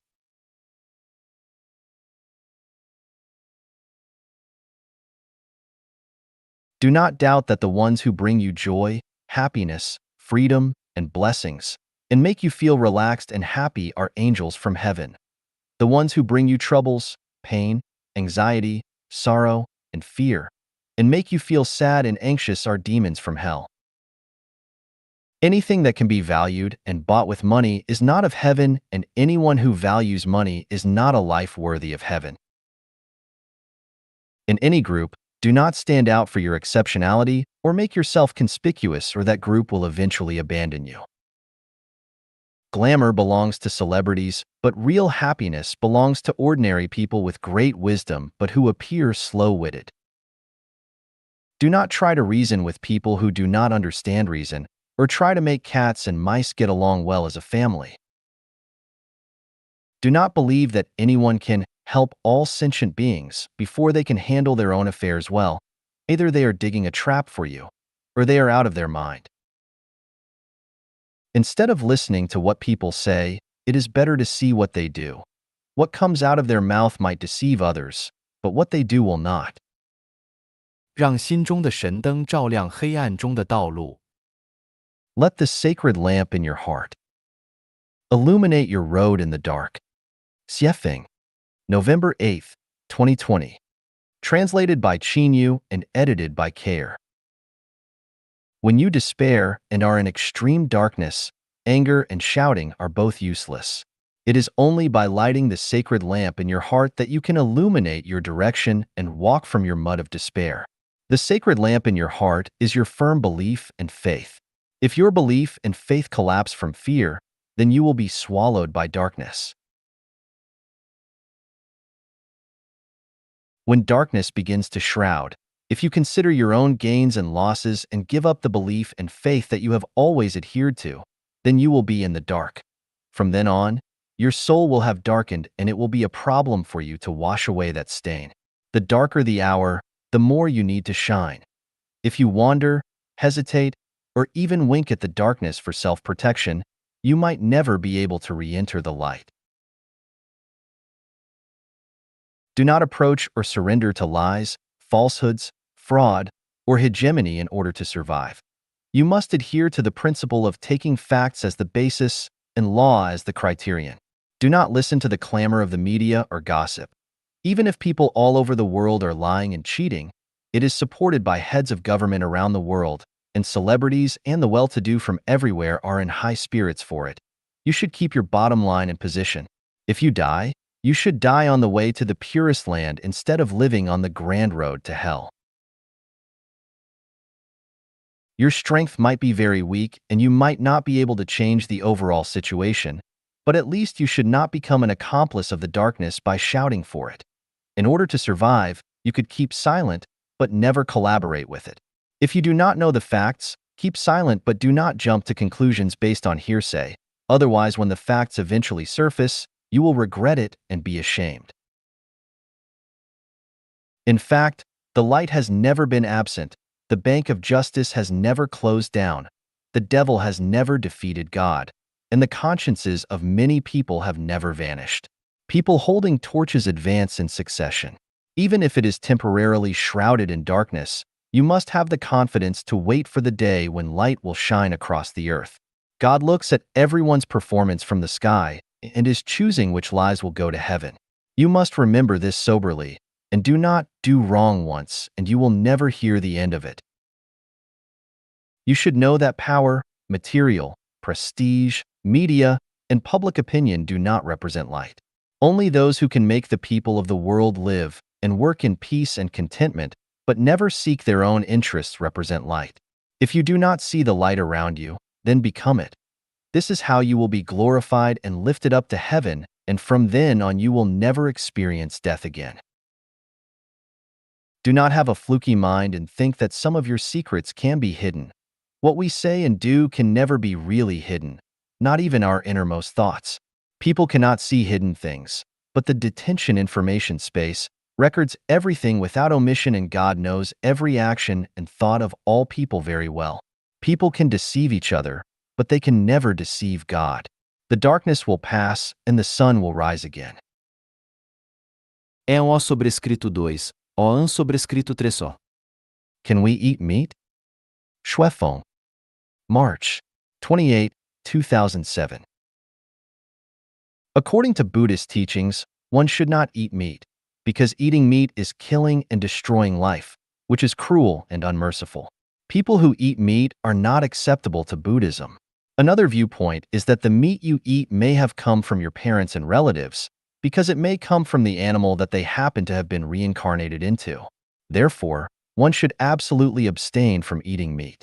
Later Buddhist preachers proposed, in light of the actual situation of followers living at home, that 3 clean meat is eatable, namely, meat can be eatable if it does not come from the animal that is killed for you, that you do not want to kill, or that you have seen killed. That is to say, the meat that you eat does not come from the animal that is killed specially for you, and you don't kill animals or see animals being killed. Tibetan Buddhism thinks that meat is eatable because Tibetans are mostly herdsmen, for whom beef and mutton are their staple food, without which they can hardly survive. Followers of Judaism, Christianity, Roman Catholicism, and Orthodox Church eat meat. but do not eat the meat of dead animals. They only eat the meat of killed animals. The Old Testament of the Bible has made a detailed classified description of the animals that can be eaten and the animals that cannot be eaten. Islamism has a strict restriction on the eating of meat. This restriction comes from the Bible. As are different from Christians, Muslims, followers of Islamism, do not eat pork and carrion, because pork and carrion are not clean and thus will pollute man's spiritual nature. Besides, before killing animals, Muslims will chant scriptures to console animals and release their souls from purgatory, which reflects the mercy and care of Muslims for animals. On the basis of abiding by the Bible, the witnesses of Yahweh strictly forbid the eating of animal blood, regarding blood not meat as the life of animals. Life Genuine holds the viewpoint that life is divided into different levels. Life at lower levels serves life at higher levels, and by way of sacrifice life can get over its plight and create condition for a higher realm. Life should serve each other, life is interrelated, and only by serving other forms of life can it attain a higher realm. Therefore, Life Genuine neither objects to not supports the eating of meat. Whether one eats meat or not depends on the actual situation. Each individual can behave according to his habits and be flexible, act in accordance with our nature, and take advantage of the opportunities as they arise. Life Genuine has several principles with regard to the eating of meat. Do not eat the meat of wild animals, so that the chain of life can be protected and will not be cut off. When killing livestock and poultry for food, we had better learn from the Muslim approach and chant scriptures to release their souls from purgatory, offering them consolation at the end of their life and minimizing their sufferings. Let professionals do the killing, ordinary people do not do the killing, because professionals can minimize and shorten the sufferings of animals, while ordinary people are likely to bring a lot of pain to animals and may prolong the sufferings. Do not eat dog flesh, because dogs have very high spiritual nature. The higher the spiritual nature of an animal, the greater the damage will be to the person who eats its meat. Eat the cattle, goats, pigs, and chickens that have been raised specially to provide meat, and one had better refrain from eating livestock and poultry that have not been raised for this purpose. There is affection between man and poultry and livestock, which can only be felt by those who have taken great care in feeding them. I have seen cattle shedding tears, sheep looking sad, and chickens attaching to people. One cannot bear to kill those animals for which he has affection. Chanyuan celestials can have meat but should not kill animals and do not witness the killing of animals. I have said, eating vegetables makes one sober, eating meat makes one bemuddled, eating grains makes one wise, and eating chi makes one deity-like. The higher the spiritual nature of an animal and plant, the greater the damage will be to the person who eats them. The meat of a killed animal is no longer life but a kind of energy. Therefore, eating meat is only taking in the energy. However, any food has its structure and contains information, and one will be affected by the food he eats. One will be infected if he eats poultry contracted with bird flu, although poultry provides a kind of meat. Virgin croton is a kind of energy, but one may suffer loose bowels after eating it. Chili is a kind of energy, but one will feel unbearably hot after eating it. Any kind of food will have either more or less positive or negative effects on us. The danger of eating meat lies in the fact that we are affected by the meat we eat. The hate of the animal eaten by us will be transferred to our body, and the natural endowments and instinct of the eaten animal will have effect on us. When an animal is being killed, its indignation and resentment will cause it to release a toxin in its meat. We will absorb the toxin when we eat the meat. Muslims are trying to lower the content of toxins to the greatest extent when they chant scriptures and release their souls from the purgatory and console them before killing animals. You can make an experiment. When you are enraged, your face will turn pale and blue because your anger has triggered the release of toxins in your body. You are what you eat, and this is only a matter of degree. Why do I stress again and again that we should feel a sense of gratitude every time we have the meal? Because only with a feeling of gratitude can we convert the toxins in the food and change the structure of food to benefit our own health. Christians will make prayer to the God at each meal to thank Him for the food He has given to people. And the deep level of reason for this is to convert the toxins. You can eat whenever you want to, but you must be grateful. Do not eat if do not want to, but do not feel that you have not gained advantage as a result. You can eat when you have to, but you may try your best to refrain from eating or try to eat as little as you can. You can understand the more profound ways concerning meat eating after you have learned non-form thinking and holographic thinking. The best way is to eat nothing. Degree eating qi is godlike, plus or minus. We can directly assimilate the essence of the sun and the moon and the anima of the earth. I have already offered you the key to open the Dharma eye, consciousness, structure, and energy. Any food is the conversion of energy. We eat mainly to absorb the energy contained in food. Then why do we still need to eat if we can absorb energy directly? Actually, whether one eats meat or not is related to the structure of everyone's life. Why doesn't sheep eat meat? Why does wolf eat meat? This is determined by their different structure of life. With self-cultivation and self-refinery, a person who likes meat very much will gradually lose interest in it, will grow averse to it, and may feel disgusted even at sight of it. Why? Because the non-material structure of your life has changed. Do not pretend, do not force and push. Let S conform to natural tendency. The core issue is to perfect the non-material structure of life, which is the key to solving problems and the key to self-refinery. Dieting is mainly a habit of thinking. If we have unconventional thinking, we can do away with dieting. When we say that we should pay off our debts in the human world, be sure to bear in mind that we still have to pay back the debts to nature and the debts to plants. Why should we hold life and nature in awe and respect? Why should we protect life and nature?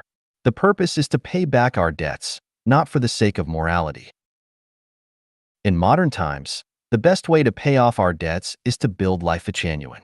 The reason behind this is very profound, so we must strive to perceive and understand it. 1/2, a degree a with circumflex a with tilde 1/4.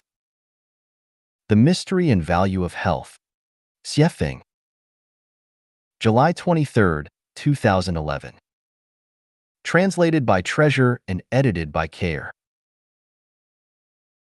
As people, we must keep our bodies healthy and energetic, for it is only when we are healthy that we can taste the sweetness of life.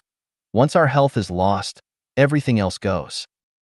As people, we should never suffer illness. Even when death befalls us, we should not die of illness, but we should try for a death without illness. So, how do we remain healthy and avoid illness? Simply, the mystery of staying healthy and avoiding illness lies in having a perfect soul and a complete consciousness.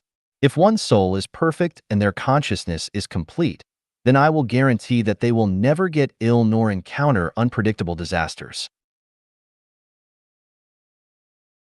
All causes of diseases lie in the non-material structures of life. If one's structure goes wrong, then they will inevitably get ill or encounter some other disaster. If there is no problem with their structure, then there is no possibility of illness or disaster. The problem of structure is the problem of consciousness. If the consciousness is not pure, then the structure is imperfect, but if the consciousness is orderly and pure, then the structure must be perfect. How do we make our consciousnesses pure and perfect?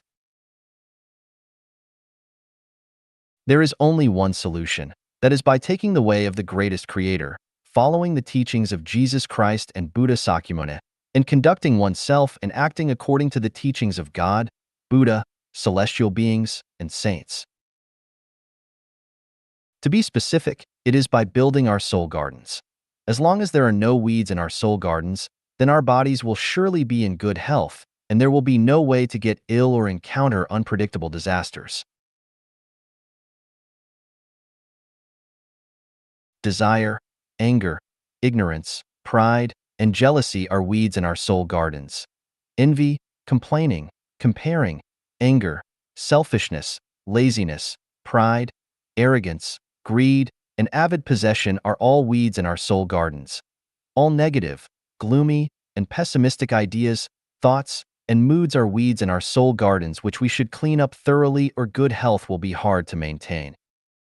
People rack their brains to maintain their health. The degree ancient emperors, classic internal, plus or minus manuscripts listed ways for people to have good health and avoid illnesses.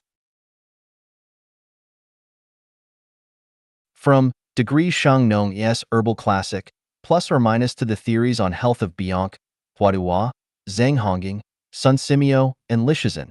From healthcare theories of Taoism to today's Degree Treasures of Health, plus or minus, compiled and explained by top Chinese medical healthcare experts.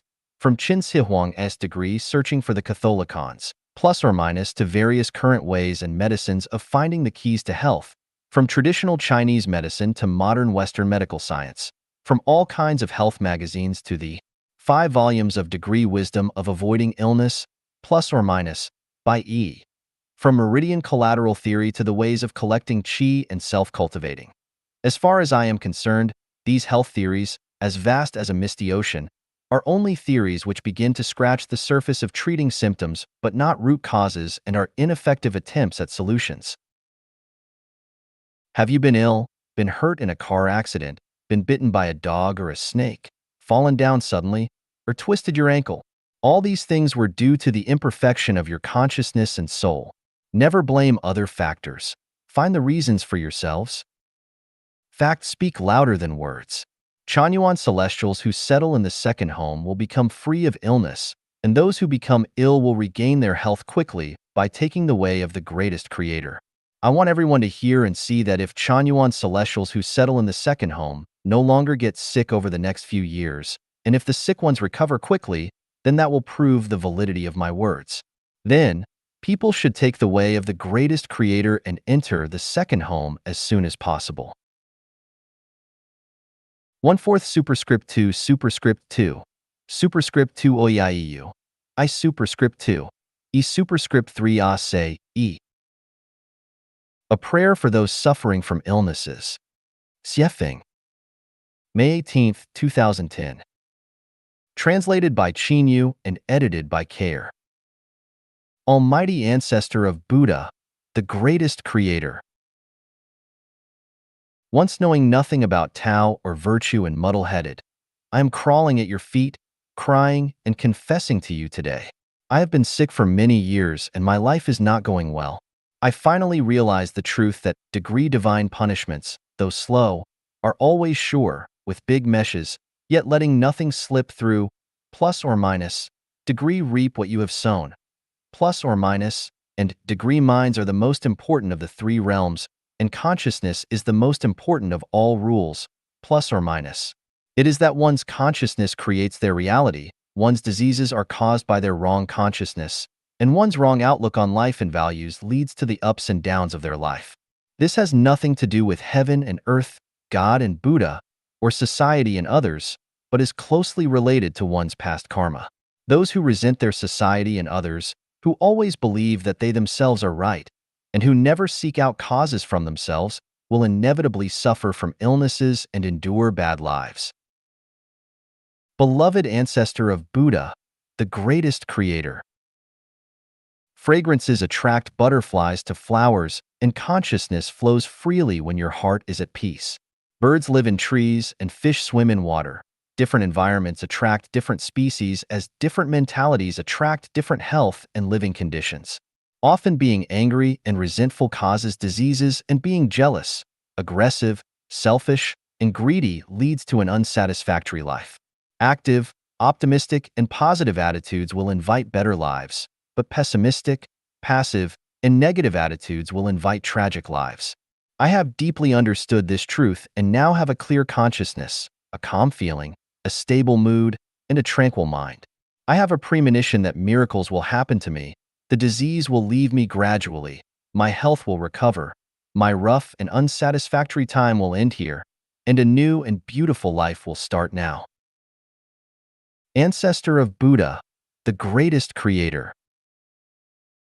You are the only master of the universe, the source of life, the birthplace of wisdom, and the guarantor for a better life. I will forevermore follow you closely, be grateful to you, and never be far from you or abandon you. Without sources of living water, rivers dry up. By leaving you, diseases will be ridden and life will not be smooth. I sincerely pray that you will allow me to be your servant. Even if only a blade of grass in your garden, I would be most happy to be such. I pray for your fulfillment of my wish that your warm light will always shine on me, and your gentle breeze will always blow on me. All darkness will stay far from me, and no misfortune will visit me again, because I will be bathed in your spiritual light. I firmly believe that your boundless compassion will dissolve all my misfortunes and the shadows that hung over my heart. From this point on, my life will be as sunshine in the breeze. Beloved ancestor of Buddha, the greatest creator. Through the dawn I have seen my bright future. The 1,000-year world, the 10,000-year world, and the Elysium Islands continent beckon me. Everything there is so very beautiful and peaceful. There is no fighting, killing, seizing, or robbing. There are no disasters or suffering, no sorrow or fear, no worries about food, clothing, shelter, transportation, birth, illness, aging, or death. No one possesses anything, but everyone owns everything and lives happily, joyously, freely, and blessedly every day. Flowers will bloom, birds will tweet, and radiant and enchanting spring days will never end. That this is my future, I am fully confident without the slightest doubt. Starting today, I will move closer to the kingdom of heaven with each step. Almighty ancestor of Buddha, the greatest creator. As long as I am with you, boundless miracles will happen, all my illnesses will disappear, and my unhappy situation will change quickly. I pray that you will continue to bless me and invigorate me with energy. From now on, I will no longer get angry at or resent others, and will no longer wander or be discouraged or depressed. I will deal with people with a positive and optimistic attitude, cultivate a generous and open mind, and pursue perfection bit by bit. Under your guidance and protection, I will cultivate towards a better state to embrace my new life and future. O ancestor of Buddha, my heart is Bodhi, my roots are deep, my leaves are lush. I am free and at ease, without worries, anxiety, fear, inverted dreams. Spiritual light illuminates my universe, and the Dharma body covers my world.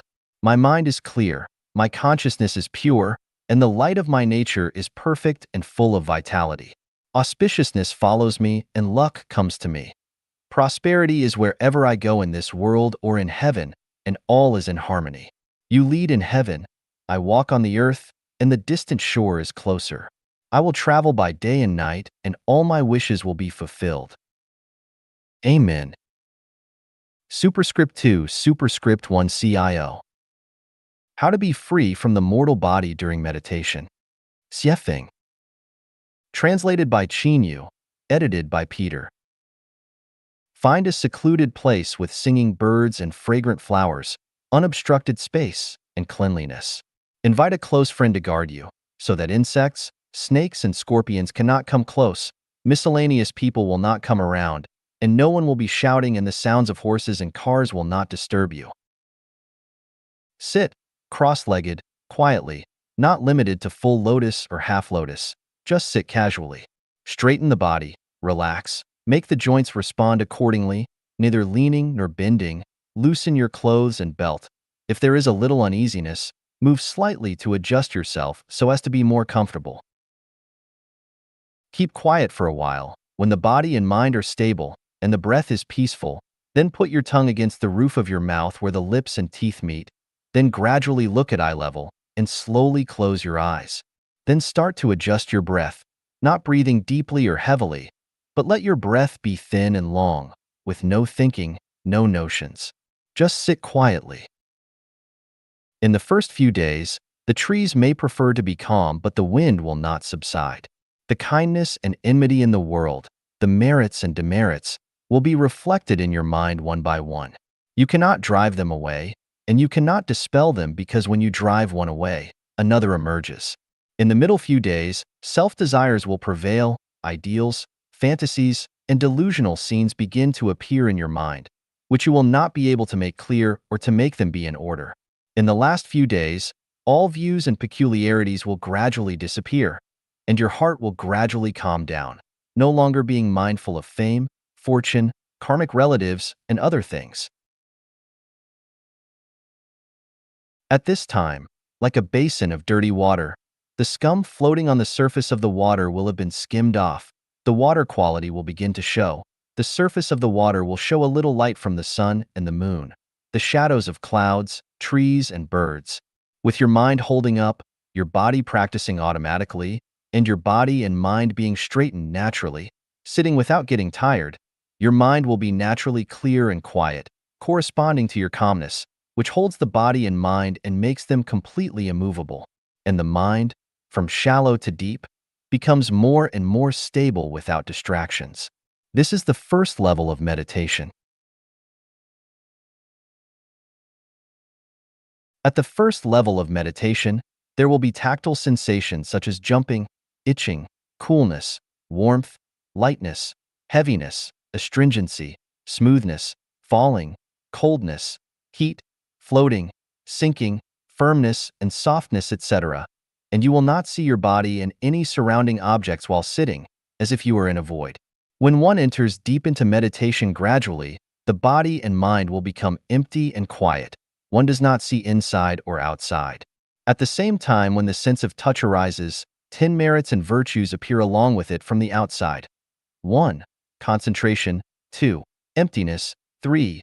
Brightness and clearness. 4. Happiness. 5. Joy. 6. Kindness. 7. The understanding of perception. 8. Liberation. 9. Divine connecting presence. 10. Softness of the heart and body. In this state, the whole body becomes limp, the body and mind are carefree, and it is an extremely wonderful feeling, 100 times more pleasurable than the feeling of your wedding night, like waking up after a deep sleep and finding a treasure when you are in poverty. You have been awakened to the truth of life. But be sober. You have just skimmed off the scum floating on the surface of your basin of dirty water, and you have tasted a little bit of the mysteries of the great world. If you have a heart full of joy and celebration, and have become infatuated with this aesthetic feeling and are reluctant to leave, you must forget to return, and you will no longer be able to make progress, and you will even fall into the realm of desire again. If you want to enter the second level of meditation, you must abandon the previous realm. Just like a strong man who is burning with desire resolutely leaves a nude young girl who is full of affection, and a poor man who is hungry and cold rejects a table full of delicacies. By 1. Not accepting. 2. Berating. And 3. Observing and analyzing, so you can get away from the error of the first level awakening. The awakening is extinguished, the previous divine connection disappears, and you have left the first level of meditation. After leaving the first level of meditation, if you continue to sit in meditation, you must not have any regrets. Otherwise, as the story in the Bible said, Lot's wife became a pillar of salt just because she looked back. Genesis 19 verses 17 and 26. On the way forward, don't look back, don't linger on the past, and don't be greedy for what you obtain. The lack of one basketful of earth spoils the entire effort to build a high mountain. You should abandon everything and move forward with your whole mind.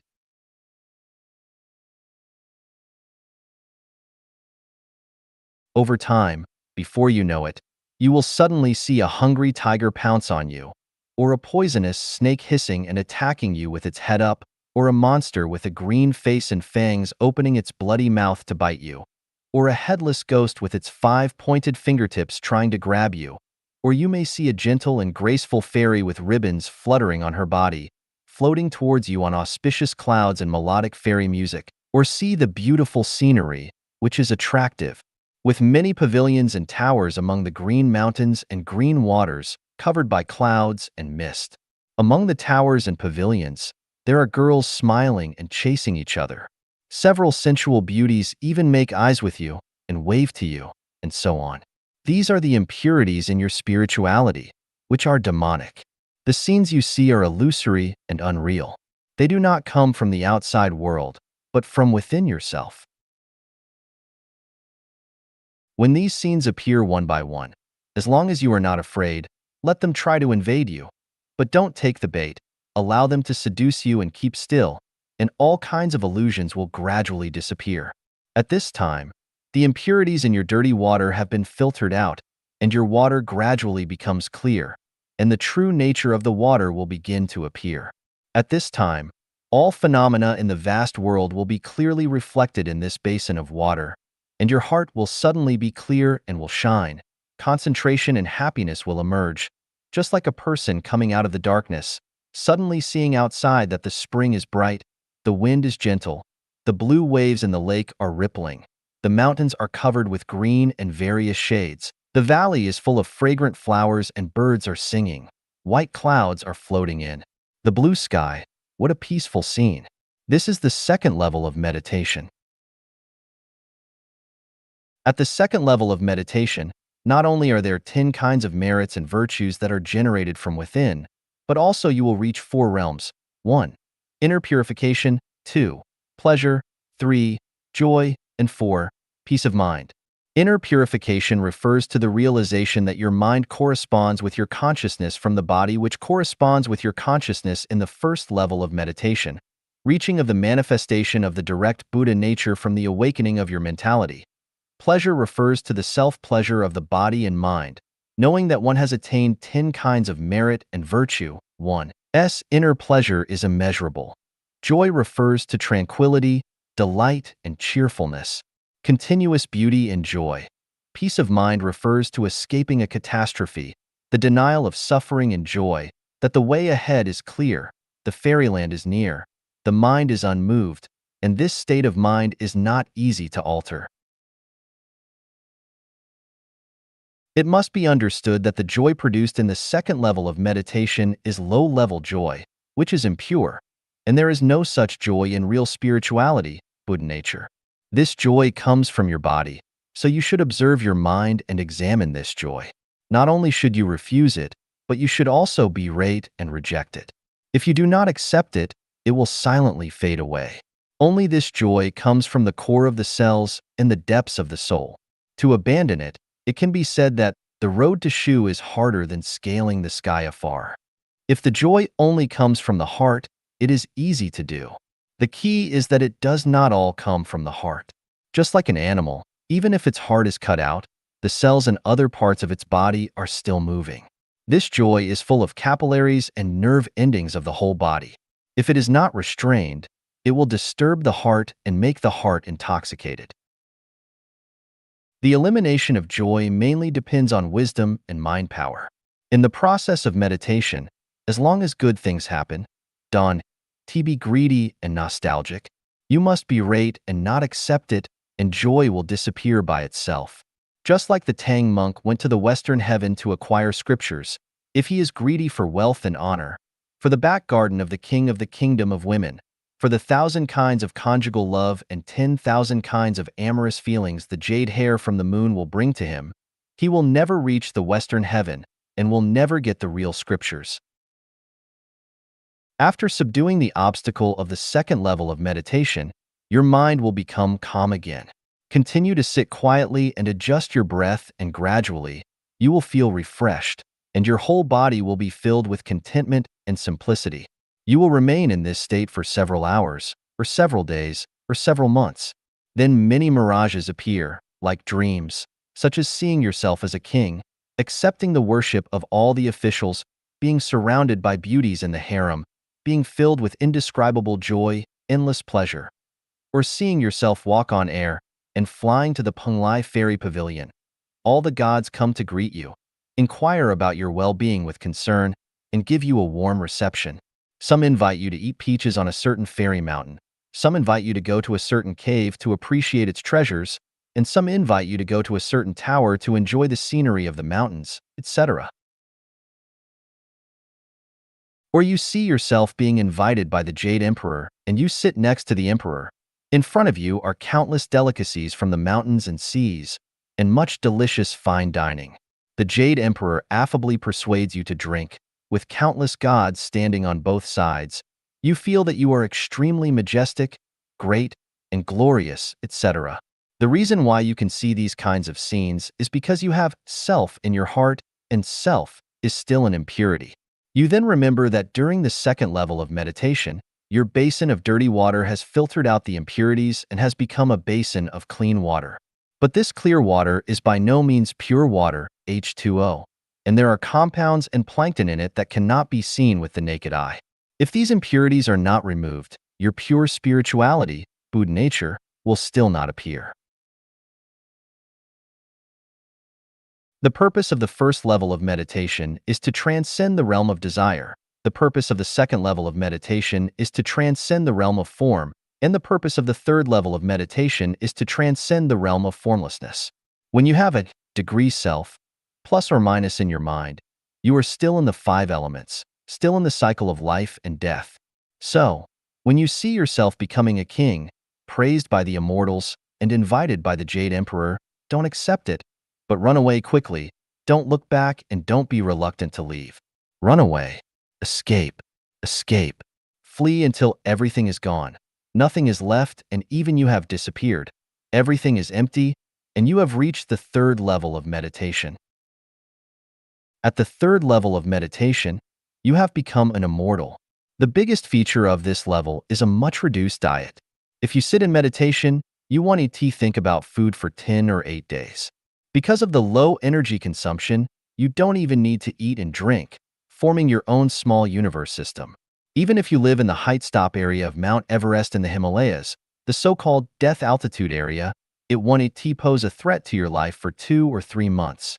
The highest realm of Indian yoga is the third level of meditation.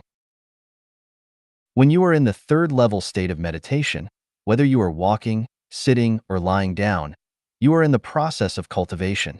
You don't need to practice in a quiet place, and you don't need your friends to protect and support you. It's okay even when you wander around downtown. Your body, internal organs, bones, tendons, and marrow, chi, blood, nerves, facial features, hair, etc., are undergoing chemical changes. In less serious cases, some parts of your body will become sarira, and in severe cases, your whole body will become adamantine and indestructible. Going one step further, you will reach the fourth level of meditation. At this time, you will have the supernatural power to transform, and you can ascend to the 1,000-year world or the 10,000-year world. After reaching the fifth level of meditation, you have become a Buddha and can ascend to the Elysium world. Since the fourth and fifth levels of meditation are beyond the scope of intermediate self-cultivation and intermediate healthcare, they will not